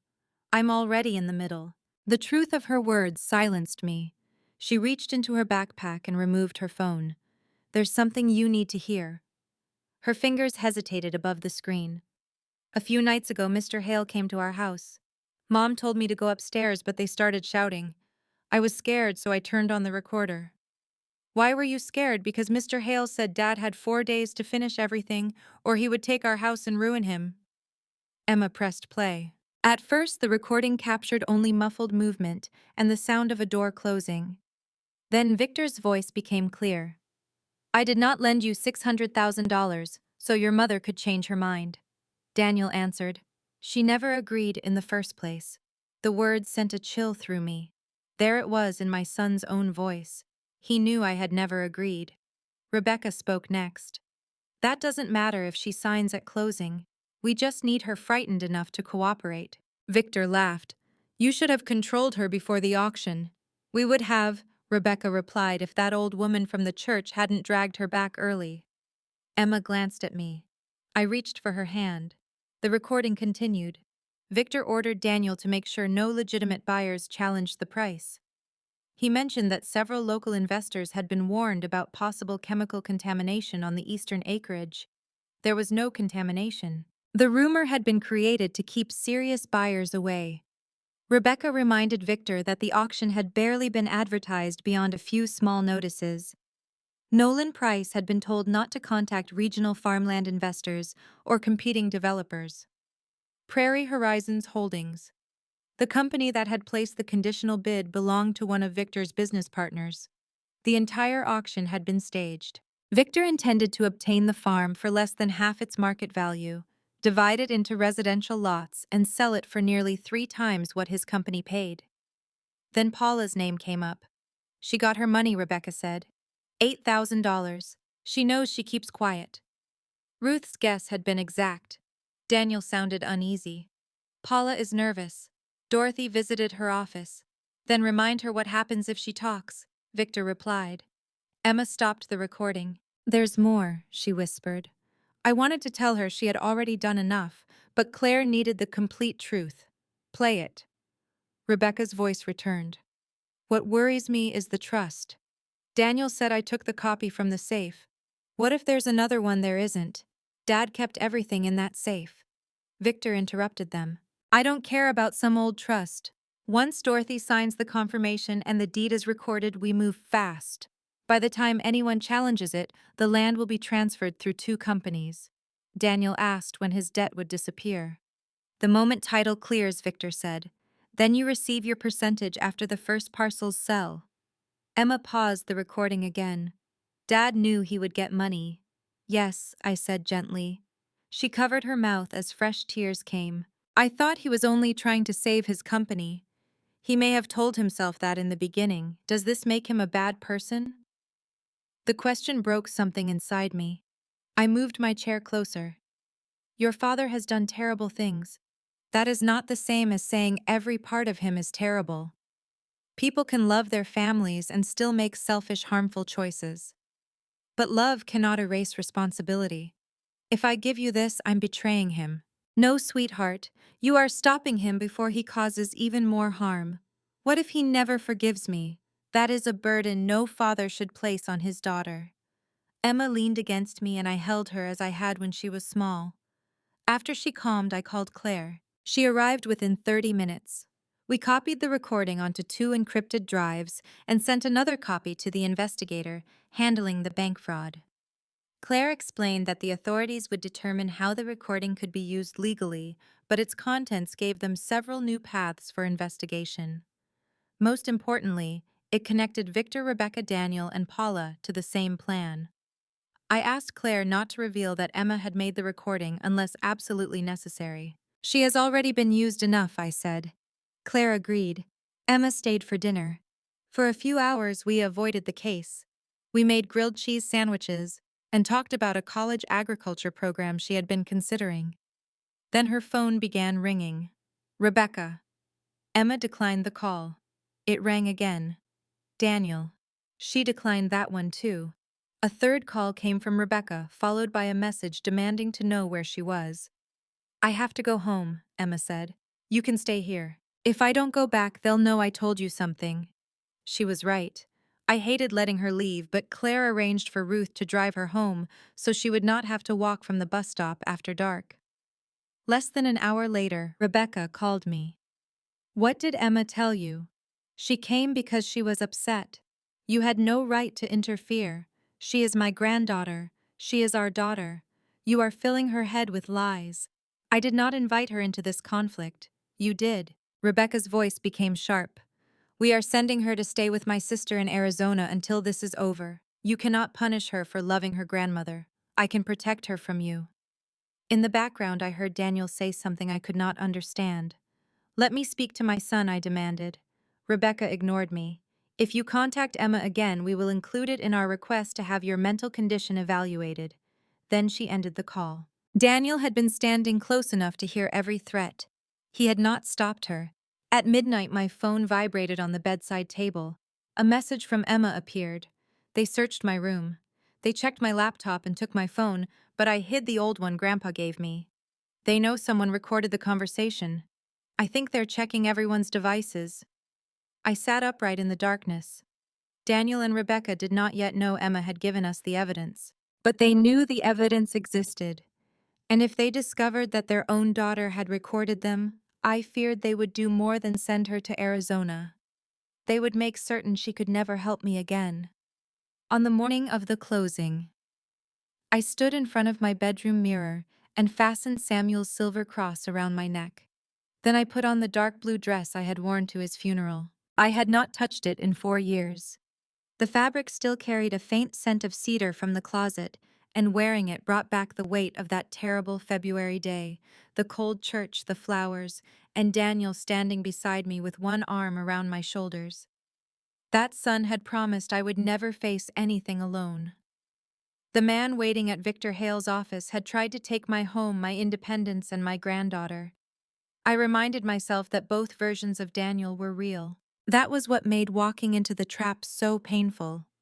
Claire had arranged everything carefully. A bank fraud investigator, an assistant county prosecutor, and Nolan Price were waiting in a conference room next door to Victor's office. With proper authorization, an investigator would preserve the conversation and observe the meeting. Nolan had agreed to cooperate after learning how the auction had been manipulated. He was furious that his name and license had been used to make the transaction appear legitimate. Before I left the farm, Claire looked directly at me. You do not sign anything. I understand. No matter what they promise or threaten, keep asking questions. Let them explain the agreement in their own words. What if Daniel realizes what I'm doing? Then end the meeting. Your safety matters more than the evidence. I nodded, although I was not certain my heart understood the difference anymore. Victor's office occupied the top floor of a glass building outside Des Moines. The lobby displayed photographs of expensive subdivisions with names like Willow Creek Estates and Heritage Meadows. I wondered whether Victor had already chosen a pleasant name for the neighborhood he intended to build over Samuel's orchard. A receptionist led me into a large conference room. Daniel and Rebecca were already seated at the table. Daniel rose when I entered, but Rebecca remained in her chair. Victor stood near the windows with his hands in his pockets. He smiled as though we were gathering to celebrate a family achievement. "Mrs. Mitchell," he said, "I'm glad you've decided to be reasonable. I said I would listen. That is all we're asking." It was a lie. They were asking me to sign away everything. A thick stack of papers waited at my seat. A yellow tab marked each place where my signature was required. Daniel pulled out the chair beside him. "Sit here, Mom." I chose the chair across from him instead. Rebecca's lips tightened. Victor began explaining the agreement in a polished voice. According to him, the documents would merely confirm decisions I had already made. They would validate the auction, approve the sale to Prairie Horizons Holdings, withdraw my legal objections, and release everyone involved from future claims. One paragraph stated that I had voluntarily authorized Daniel to act for me. Another declared that I understood the auction price and considered it fair. A third required me to acknowledge that I was experiencing memory problems and had relied on Daniel's judgment. Then I reached the section concerning my home. The agreement permitted me to remain in the farmhouse for 6 months. Not 2 years, as Daniel had previously promised. After 6 months, I would be required to move into a residential care facility selected by Daniel and Rebecca. Victor's company could then take possession of the house and surrounding property. I looked at Daniel. "You told me I could stay for 2 years." He avoided my eyes.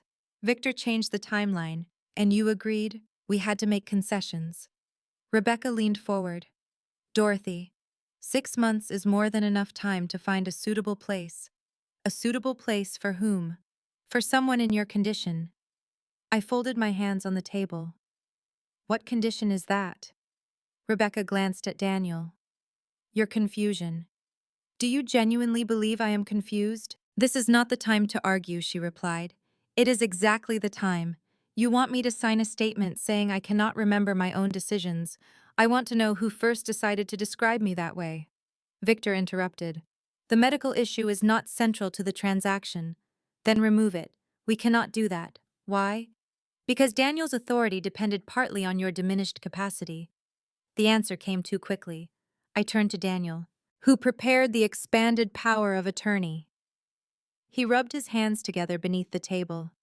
Our legal consultant handled the paperwork. What legal consultant? Rebecca answered for him.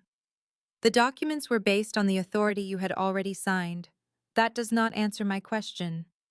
Victor sat at the head of the table. "Mrs. Mitchell, we are not here to conduct an investigation. We are here to resolve a dispute. I cannot resolve anything I do not understand." I touched the signature page. "Did Paula Grant prepare this?" No one spoke. Then Rebecca sighed. "Paula notarized it. That is all." "Was I present when she did?" Rebecca's eyes narrowed. "You had already signed the original page. So she notarized a document without watching me sign it. She confirmed your existing signature," Rebecca said. "Did you pay her?" Daniel looked sharply at his wife. Rebecca's face hardened. "That is an insulting question." I shifted my attention to Victor. "Who decided what the farm would sell for?" "The auction determined the price." "An auction your company barely advertised. Prairie Horizons submitted the highest bid. Is Prairie Horizons connected to you?" Victor leaned back. "It is a separate company." That was not my question. A pulse moved in his jaw. "One of my business associates has an interest in it." "And the other buyers? Were they told the eastern land might be contaminated?" Daniel stared at Victor. Rebecca's composure finally cracked. "You were not supposed to know about that." Silence filled the room. I felt my heartbeat in my throat, but I kept my face calm. Know about what? Rebecca realized her mistake too late. Victor spoke before she could answer. "Rumors circulate before every major land sale. We cannot control what potential buyers hear. Did you spread that rumor?" "No." "Did Daniel?" No, Daniel said quickly. Did Rebecca? Rebecca pushed her chair back. This is ridiculous. She came here to sign, not interrogate us. I looked at her. Did you take the trust documents from Samuel's safe? Daniel's face went pale. Rebecca froze. Then anger overcame caution. Yes, I took them, she snapped. Because you kept hiding information everyone needed. Daniel was trying to save his company, and you were sitting on millions of dollars like some stubborn queen. Daniel whispered her name in warning. But Rebecca had spent too long believing I was powerless. She continued. You were going to leave the farm to him eventually. All we did was move the process forward. All you did. You signed the original authorization, an authorization that did not permit the sale. You were recovering from surgery. You would have signed the broader one if Claire had not filled your head with suspicion, so you changed it for me. We corrected it. I turned to Daniel. Is that what you call it? His eyes were filled with fear now. Mom, stop asking questions and listen to me. If you sign, Victor clears my debt. The bank problem goes away. You get money for your care. Emma stays near us. Everyone survives.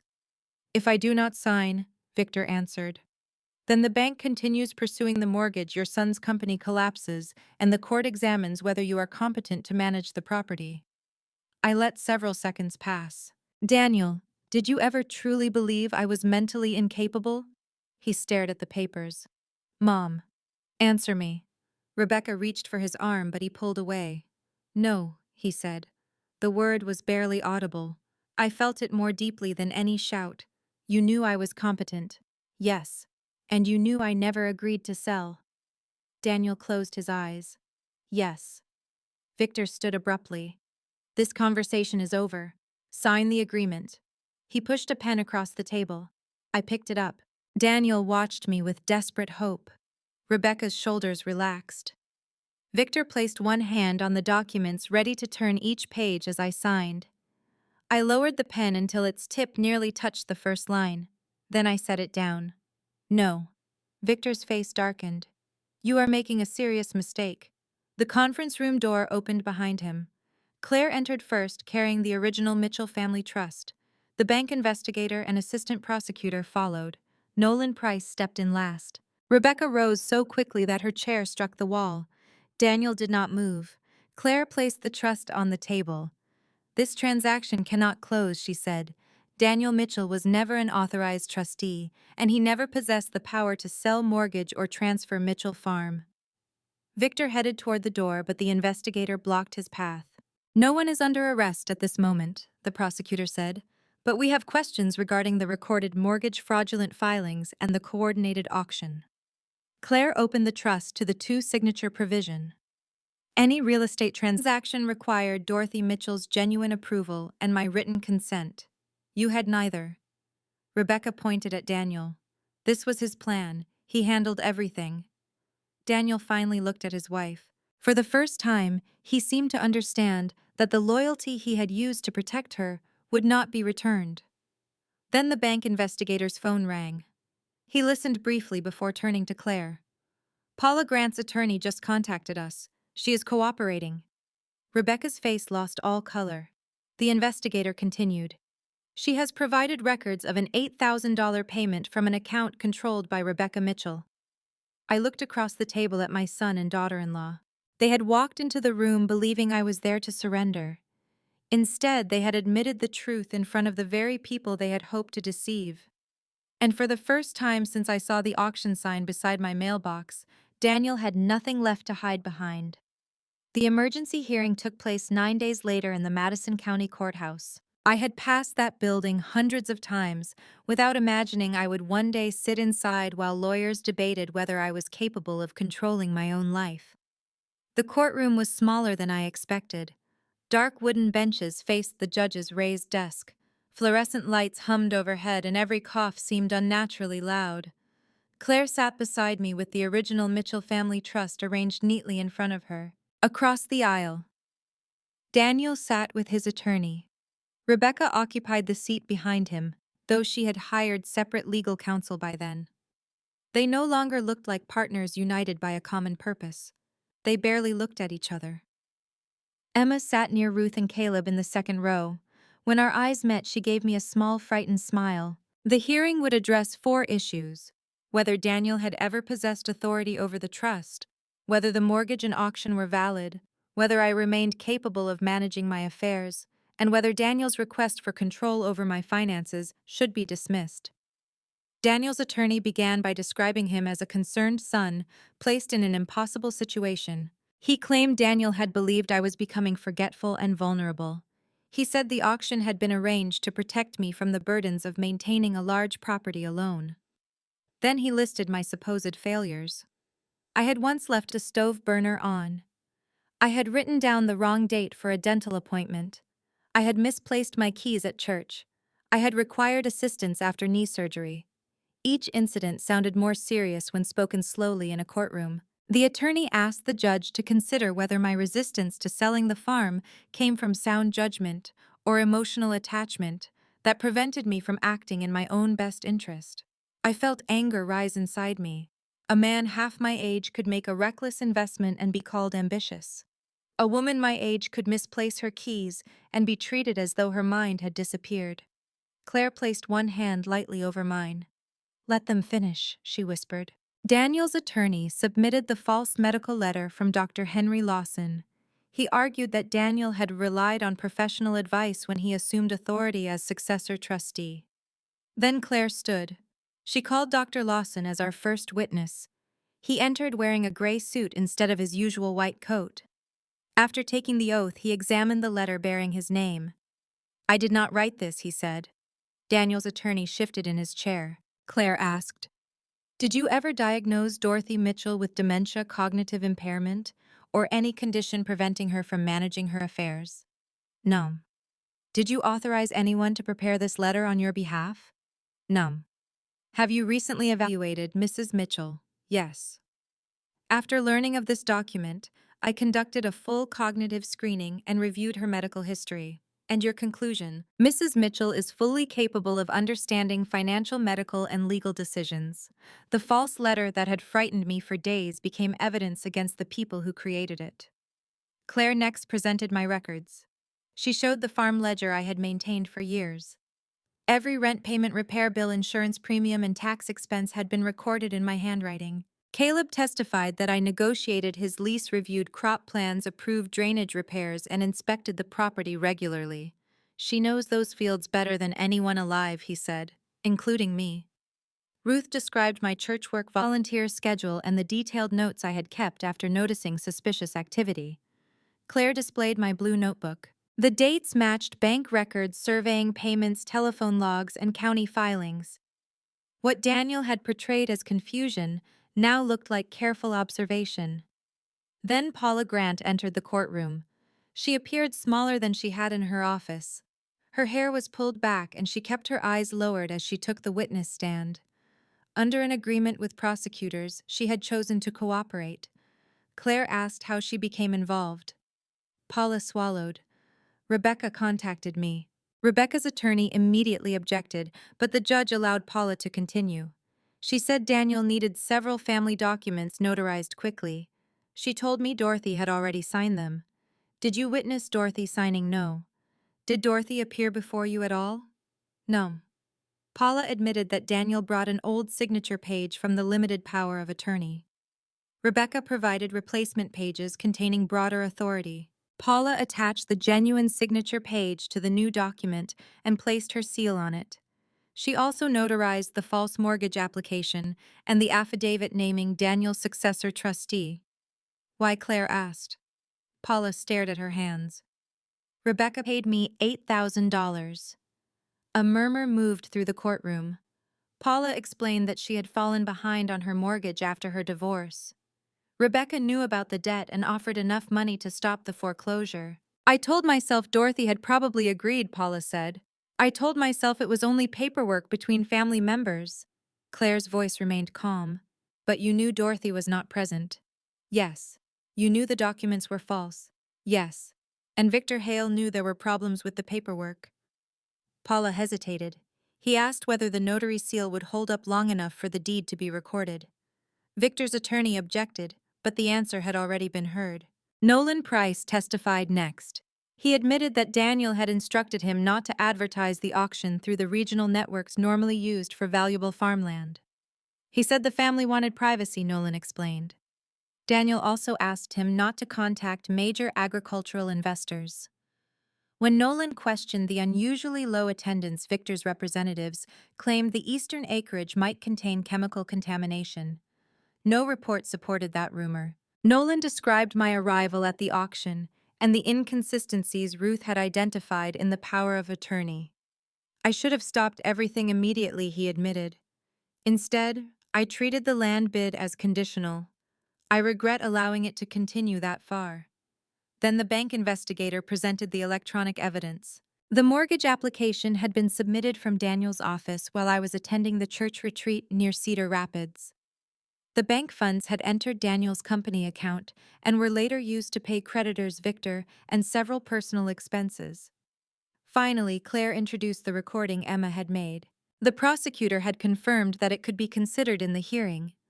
Emma was not required to testify about every detail, but she had provided a statement explaining how and why she recorded the conversation inside her own home.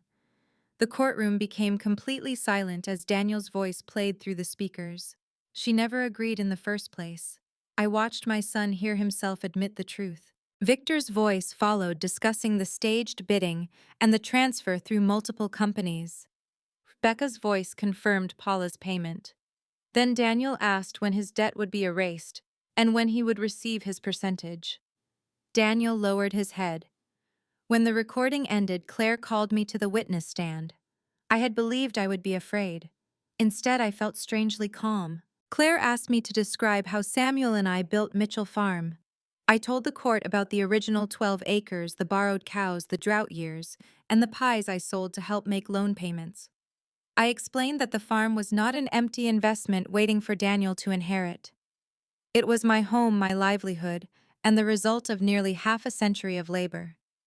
Then Daniel's attorney questioned me. Mrs. Mitchell, have you ever forgotten an appointment? Yes. Have you ever left a stove burner on? Yes.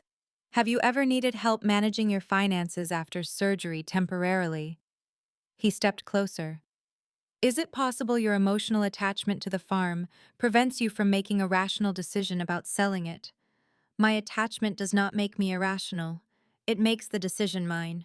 He paused. I continued before he could ask another question. I am 69 years old. I have made mistakes. I will probably make more. But age is not permission for another person to erase my signature, invent a diagnosis, and decide where I should live. I looked toward Daniel. I do not want my son destroyed. But I cannot save him by pretending he did not try to destroy me. Daniel's attorney returned to his table. Then the judge asked Daniel to stand. Mr. Mitchell, do you continue to claim that your mother lacks the capacity to manage her affairs? His attorney whispered urgently to him. Daniel looked at Rebecca. She stared straight ahead. Then he looked at Emma. Our granddaughter's face was wet with tears. No, Daniel said. His attorney stopped whispering. The judge leaned forward. Speak clearly. No, Your Honor. My mother is not mentally incapable. Did you ever genuinely believe she was? Daniel closed his eyes. No. The admission destroyed what remained of his defense. I knew she would refuse to sell, he continued. I thought if the documents were completed before she could stop us, she would eventually accept it. The judge asked whether anyone had pressured him to make that statement. No. For the first time since the auction, Daniel spoke without hiding behind concern, desperation, or legal language. He had lied. He had known I was competent. He had known the farm was not his. The judge called a brief recess before announcing her decision. As she left the bench, no one in the courtroom moved. Claire squeezed my hand. Across the aisle, Daniel sat alone while his attorney gathered the papers that could no longer protect him. The truth had finally been spoken in public. But the farm, the mortgage, and the future of the Mitchell Family Trust still waited on the judge's ruling. When the judge returned, everyone stood. I searched her expression for some hint of what she had decided, but her face revealed nothing. She arranged several pages on the bench, adjusted her glasses, and asked us to sit. My hands were cold, despite the warmth of the courtroom. Claire placed the original trust document between us, as if Samuel's signature could still steady me. The judge began with the question of my mental capacity. The evidence before this court does not support the claim that Dorothy Mitchell is incapable of managing her personal or financial affairs. I heard Ruth release a breath behind me. The judge continued. Dr. Lawson's testimony establishes that Mrs. Mitchell has no diagnosed cognitive impairment. Her records demonstrate consistent management of the farm, its finances, and her personal obligations. Ordinary lapses in memory do not justify stripping an adult of legal autonomy. Her words seemed to return something Daniel had tried to take before he ever touched the land: my dignity. The judge denied Daniel's request for control over my finances and dismissed every claim based on the false medical letter. Then she turned to the Mitchell Family Trust. The trust and its final amendment are valid and enforceable. Dorothy Mitchell remains the primary trustee and beneficiary. Claire Bennett remains the special co-trustee whose written consent is required for any sale, mortgage transfer, or subdivision of the real property. Claire's hand closed around mine. The judge stated that Daniel had never lawfully become successor trustee. His affidavit was false, and his use of it had created no legitimate authority. The auction contract was declared invalid. Prairie Horizons Holdings had acquired no ownership interest in the farm. The mortgage was also unenforceable against Mitchell Farm because neither I nor Claire had authorized it. The bank could pursue repayment from Daniel, his company, and any other person who had participated in obtaining the loan, but it could not foreclose on my land. I bowed my head. For days I had imagined losing the fields, the house, the orchard, and Samuel's barn. Now each one remained mine to protect, all 180 acres, untouched by Victor's deed, unclaimed by the bank, safe. But the ruling was not finished. The judge referred to the provision concerning misuse of trust property. Daniel Mitchell attempted to use trust assets for personal financial gain, falsely asserted control, and acted against the interests of the beneficiary. Under the trust's express terms, he is permanently disqualified from serving as successor trustee. Daniel did not react outwardly, but I saw his shoulders sink.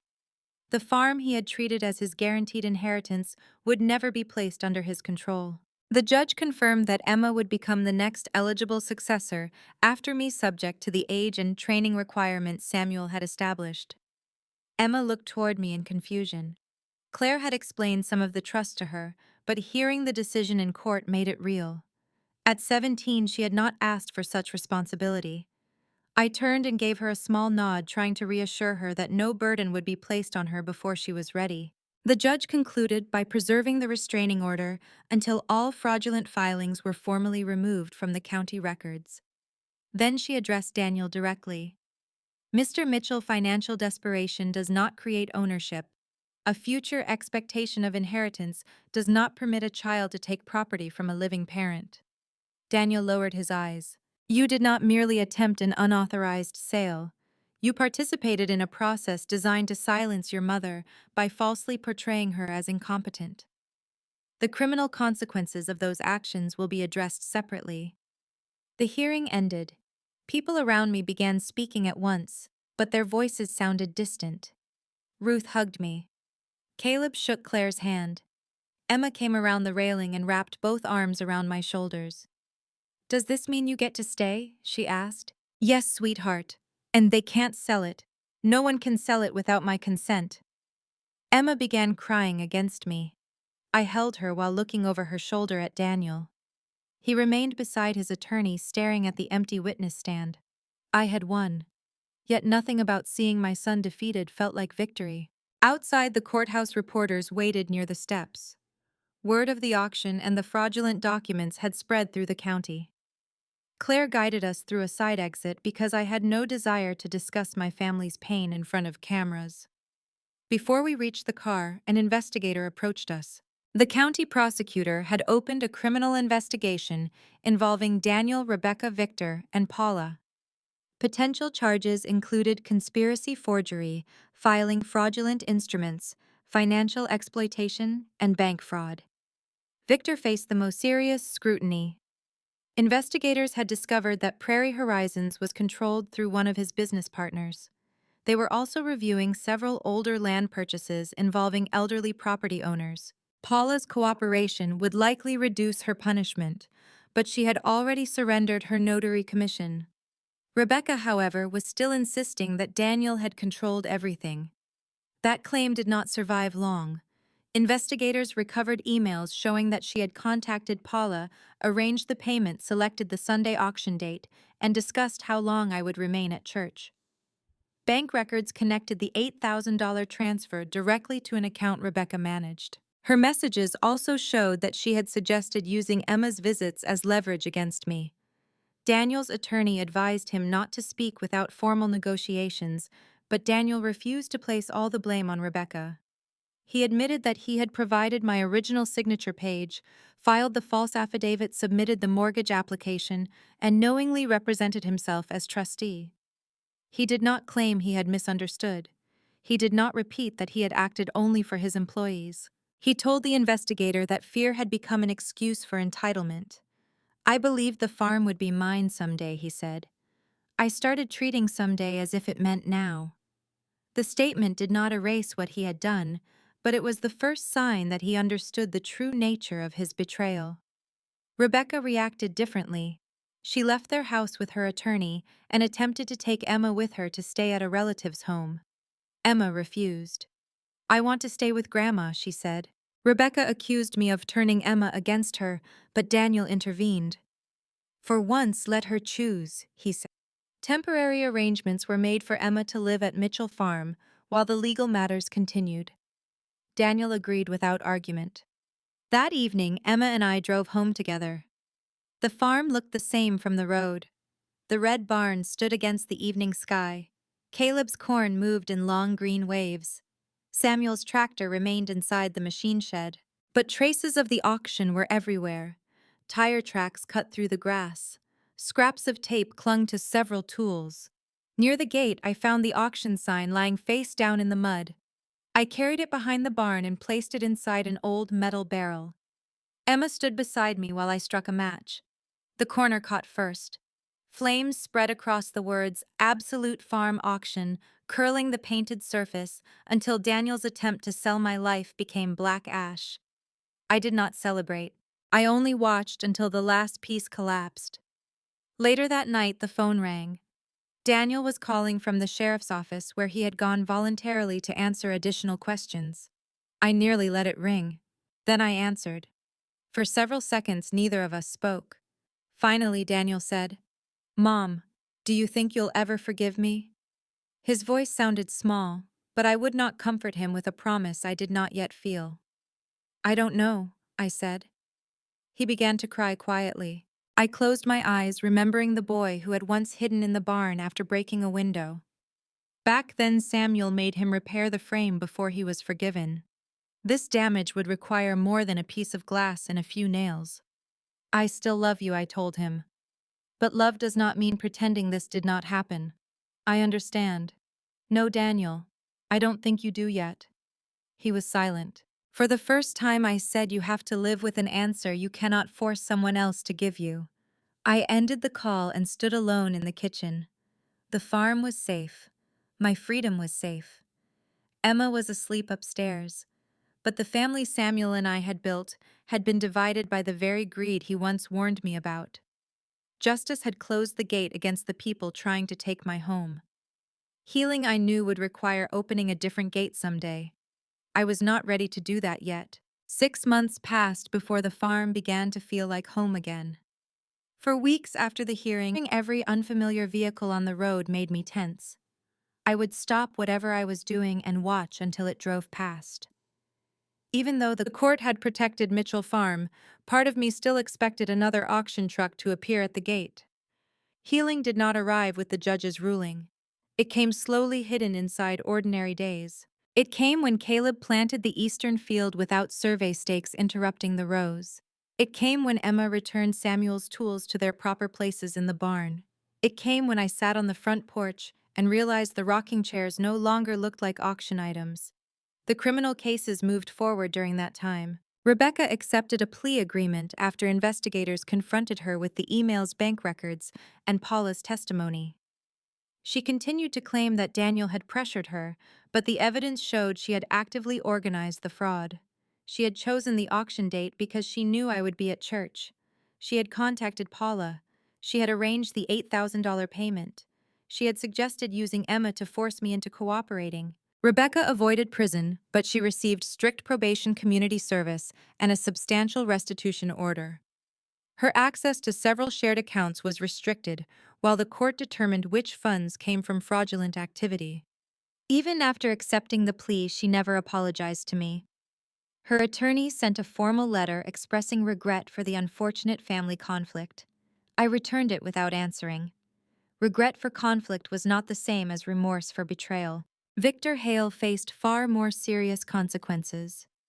Once investigators examined his companies, they discovered that Mitchell Farm had not been his first attempt to exploit an older property owner. Several previous land purchases involved people who had been pressured into selling below market value after being told their property was worthless, contaminated, or impossible to maintain. One widow came forward after reading about my case. Then another family contacted the prosecutor. Victor's lawyers fought every accusation, but the records showed a pattern of shell companies manipulated appraisals and hidden agreements. The man who had treated my home like one more profitable parcel was finally being forced to answer for every life he had reduced to paperwork. Paula surrendered her notary commission permanently. Because she cooperated, returned the money, and provided evidence against the others, she received a reduced sentence. She was ordered to perform community service and repay part of the financial damage caused by the false filings. I did not forgive her immediately, but I understood the weakness that had led her there. Fear of losing her own home had helped her justify stealing mine. Daniel's case was the hardest for me to follow. He pleaded guilty to fraud, forgery, and filing false documents. His company's remaining vehicles and equipment were sold to repay creditors. The office closed, the sign came down, and the business he had spent years building disappeared within weeks. His sentence included a short period in county custody, followed by supervised probation, financial counseling, and individual therapy. He was also prohibited from managing my property accounts or legal affairs in any way. The prosecutor asked whether I wanted Daniel punished more severely. I said no. Then I added that I did not want him protected from consequences either. There is a difference between mercy and rescue. For most of his life, I had rescued Daniel before discomfort could teach him anything. When he forgot a school assignment, I drove it to him. When his first business failed, Samuel and I helped him pay his suppliers. When he borrowed money and did not repay it, I told myself he was under pressure. Each rescue had seemed like love. Now I wondered whether some of them had taught him that consequences were problems his mother would always remove. This time I stepped back. Daniel sold his house and used part of the proceeds to repay the bank. He did not ask me for money. He did not ask me to change my statement. He did not blame Emma for the recording. That mattered. It did not restore trust, but it mattered. Emma lived with me during her final year of high school. At first, she moved through the farmhouse like a guest. She asked permission before taking food from the refrigerator and apologized whenever she left books on the table. "This is your home too," I told her. Slowly, she believed me. We settled into a routine.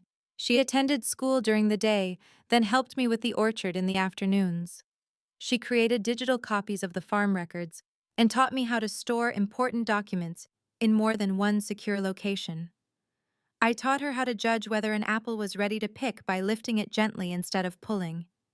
Together, we repainted the western fence. Samuel had always insisted on white. Emma suggested red.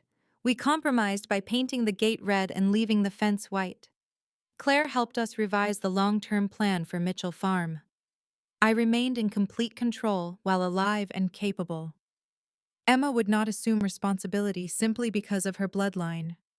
Before becoming successor trustee, she would need to reach the required age, complete financial training, and decide freely whether she wanted the role. I refused to make the farm a burden she could never escape.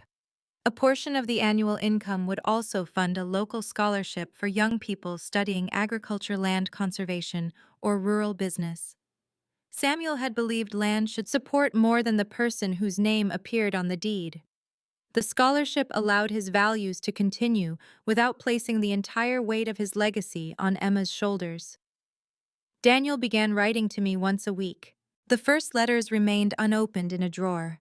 I was not ready to read explanations. I had heard enough explanations at the auction in his office and inside the courtroom. But the letters kept coming. He never demanded an answer. One rainy afternoon, I opened the first envelope. Daniel did not ask me to forgive him. He described a counseling session in which he had been asked to explain the difference between inheritance and entitlement. I believed being your son gave me a claim on whatever you owned, he wrote. I confused what I might receive someday with something I had already earned. In another letter, he admitted that his greatest fear had not been poverty. It had been humiliation. He had been terrified that his employees' wife and friends would see him as a failure. Instead of admitting the company was collapsing, he had chosen to make me appear incapable. He had protected his pride by attacking my dignity. That sentence stayed with me. Some letters were clumsy, others sounded painfully honest. None asked for money, access to the farm, or help reducing his sentence. Still, I did not reply. Words were easier than changed behavior. On Samuel's birthday, a thicker envelope arrived. Inside was a letter Daniel had written to his father. He apologized for treating Mitchell Farm as a prize rather than a responsibility. He admitted he had remembered Samuel's lesson about repairing what he damaged, but had spent years believing money could repair anything. Near the end, Daniel wrote Dad, "I turned your life's work into a price because I was ashamed of what I had done with mine. Mom protected the farm from me when I should have been protecting her." I read that line several times. Then I carried the letter outside and sat beneath the old oak tree where Samuel had once asked me to marry him again. Forgiveness did not suddenly fill my heart. The pain remained. But beneath it I felt the first small movement of something softer. Not trust. Not yet. Possibility. That evening I took out a sheet of paper. For several minutes I stared at the blank page. Then I wrote the only truth I was ready to offer. Daniel, I am not ready to trust you. I am not ready to pretend we can return to the way things were. But I have read your letters, and I believe you are beginning to understand what you took from me. I paused, listening to Emma moving around in the kitchen. Then I added one final sentence. I am not ready to forget, but I am ready to listen. I folded the page before I could change my mind. It was not forgiveness, but it was the first gate I had opened since the day my son tried to sell the ground beneath my feet. 1 year after, the auction cars once again lined the road leading to Mitchell Farm. This time I did not run toward them in fear. The vehicles belonged to neighbors, church members, former students of Samuel's, and families from across Madison County. Children climbed out carrying baskets. Women balanced covered dishes in their arms. Men unfolded tables beneath the cottonwood trees. We were holding our first community harvest festival. The auction platform had once stood beside the main barn. In its place, Caleb and several church volunteers had built a small wooden stage decorated with cornstalks, pumpkins, and strings of warm lights. The tables that had displayed numbered tools now held apple pies, jars of honey, homemade bread, and cider pressed from our orchard. Near the gate stood a new sign, the Samuel Mitchell Agricultural Scholarship. Beneath it were photographs showing the history of the farm from the original 12 acres. Samuel and I purchased as newlyweds to the full 180 acres we eventually built together. There were pictures of Daniel as a child feeding calves, Emma riding, Daisy Samuel repairing fences, and me standing behind my market stall with flour on my dress. I had considered removing Daniel's childhood photographs. In the end, I left them. The truth of our family included both the boy he had been and the man who had betrayed me. Healing did not require me to erase either one. Emma had graduated from high school 3 months earlier. She had been accepted into an agricultural business program at Iowa State University and planned to study land management and conservation. She would leave for college the following week. Part of me wanted to ask her to return after graduation and take over Mitchell Farm. But I remembered what entitlement had done to Daniel. A legacy should be an invitation, not a prison. You do not owe this land your entire life, I told Emma as we arranged scholarship brochures on a table. Your grandfather and I built it so our family could have choices, not so the farm could choose for you. She smiled. I don't know where I'll live forever. You don't need to know. But I want to help protect it.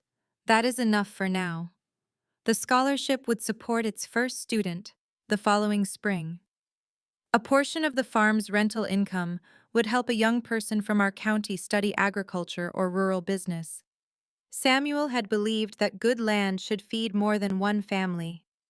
Now his work would continue in classrooms and fields he would never see. By noon, the farm was filled with music and laughter. Then I noticed a man standing outside the front gate. Daniel had arrived alone. He wore faded jeans, work boots, and a plain gray shirt. There was no expensive watch on his wrist and no company logo embroidered above his pocket. For several minutes he did not enter. 1 year earlier he had walked across my property as if it already belonged to him. Now he stood on the public side of the gate waiting for permission. Emma saw him too. Her smile disappeared. Did you invite him? She asked. Yes. She looked at me carefully. Do you want him here? I want to find out whether he understands what being here requires. Daniel had completed the custody portion of his sentence and was still under supervised probation. He worked for a small building maintenance company in Des Moines and attended counseling every week. His letters had continued, so had my replies. We had spoken twice by telephone, but I had not allowed him to return to the farm until that day. I walked toward the gate. Daniel removed his cap. Hello, Mom. Hello, Daniel. His gaze moved past me toward the barn, the orchard, and the crowd. I wasn't sure you would really let me come. I said you could attend. I did not say everything was repaired. I know. You will not discuss the trust money or ownership today. I won't. You will not pressure Emma to speak with you. He looked toward his daughter. I understand. And you will not enter this farm assuming that being my son gives you any right to be here. Daniel lowered his eyes. May I come in? The question nearly broke my heart. I opened the gate. Yes. He stepped through slowly. Emma remained near the scholarship table. Daniel did not approach her. He simply gave her a small nod and waited. After several seconds, she nodded back. It was not reconciliation, but it was a beginning. Neither of them had been forced to give. Daniel walked toward the machine shed where Caleb was leaning over Samuel's old tractor. The engine had been making an uneven knocking sound all morning. Daniel stopped several feet away. Would you like some help? Caleb studied him. I could use another pair of hands. Daniel removed his watchless wrist from his pocket, rolled up his sleeves, and began working without another word. I watched from beneath the oak tree. For a moment I saw the boy who once followed Samuel through the barn, carrying a toolbox far too heavy for him. But I did not confuse that memory with proof that he had changed. Real change was not a single apology letter or afternoon of work. It was what a person chose repeatedly after the audience had gone home. Emma joined me beneath the tree. Will things ever go back to normal? She asked. No. Her eyes filled with sadness. I placed an arm around her shoulders. I don't want them to go back. She looked surprised. Before the auction we loved each other, but we hid too much.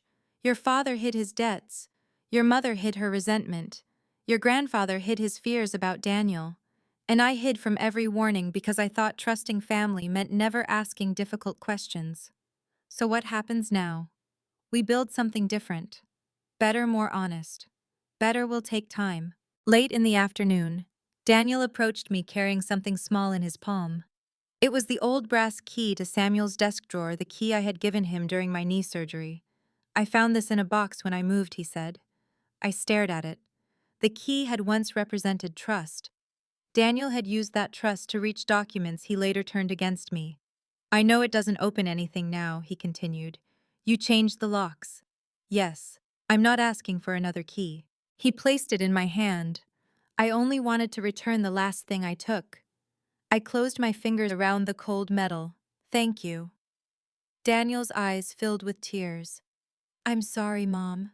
I believe you are. Does that mean you forgive me? I am learning to. He waited. But forgiveness does not mean giving you control again. You will never manage the farm's money or legal documents. You will rebuild your relationship with Emma according to what makes her feel safe. And if you ever use love, fear, or family loyalty to pressure either of us, you will not be welcome here. Daniel nodded. I understand. You may understand the words today.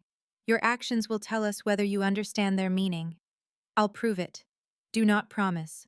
Practice. For once, he did not argue. Pastor Thomas Reed called everyone toward the stage for the scholarship announcement. Before introducing Emma, he spoke about old houses and damaged foundations. A crack does not disappear because a family refuses to look at it, he said. A home is saved when someone has the courage to uncover the damage and repair it correctly.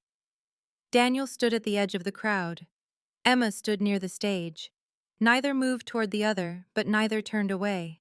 As the sun began to set, golden light spread across the fields. The barn doors stood open. Children laughed near the orchard. The farmhouse windows reflected the sky. 1 year earlier, I had believed saving Mitchell Farm meant stopping an auction. I had been wrong. I had saved my right to speak when people tried to call me confused. I had saved Samuel's work from becoming payment for someone else's pride. I had saved Emma from inheriting the belief that family loyalty required silence. Most importantly, I had saved the part of myself that once thought being a good mother meant surrendering whenever my child was hurting. The day Daniel put my farm up for auction, I thought I had lost my son. What I truly lost was the illusion that love could survive without boundaries. The farm still stood. My family still stood too. Not as it had before, not untouched, not perfectly repaired. But for the first time, we were no longer building our future on secrets. We were building it on truth. The deepest lesson from Dorothy's story is that love should never require us to surrender our dignity, our freedom, or our voice. For years, Dorothy believed that being a good mother meant rescuing her son from every hardship. She gave him money, trusted his promises, and ignored the warning signs because she could still see the little boy he had once been. But when Daniel turned that love into an opportunity to control her, Dorothy had to learn one of life's hardest truths. Setting boundaries is not cruelty. Sometimes it is the only way to stop someone we love from causing greater harm. Growing older does not make a person invisible, incapable, or undeserving of respect. Dorothy's mistakes were ordinary human mistakes, yet her family tried to use them as weapons against her. Her courage reminds us that needing help does not mean losing the right to make our own decisions. No one should be allowed to erase another person's wishes simply because they are older, grieving, vulnerable, or afraid of losing their family. Dorothy also discovered that forgiveness and trust are not the same. Forgiveness can free the heart from bitterness, but trust must be rebuilt slowly through honest actions. She allowed Daniel a path back into her life, but she did not return the keys he had once abused. That was not revenge, it was wisdom. In the end, Dorothy did not simply save a farm. She saved her identity, protected her granddaughter, honored her husband's legacy, and proved that it is never too late to stand up for yourself. Her story reminds us that true healing does not mean returning to the way things were. It means building something new, something stronger, more honest, and grounded in respect. What would you have done in Dorothy's place? Could you forgive Daniel, or would his betrayal be impossible to overcome? Please share your thoughts and feelings in the comments. Your perspective may help someone else who is facing a painful family situation. And if this story touched your heart, subscribe to the channel for more emotional stories about family courage, justice, and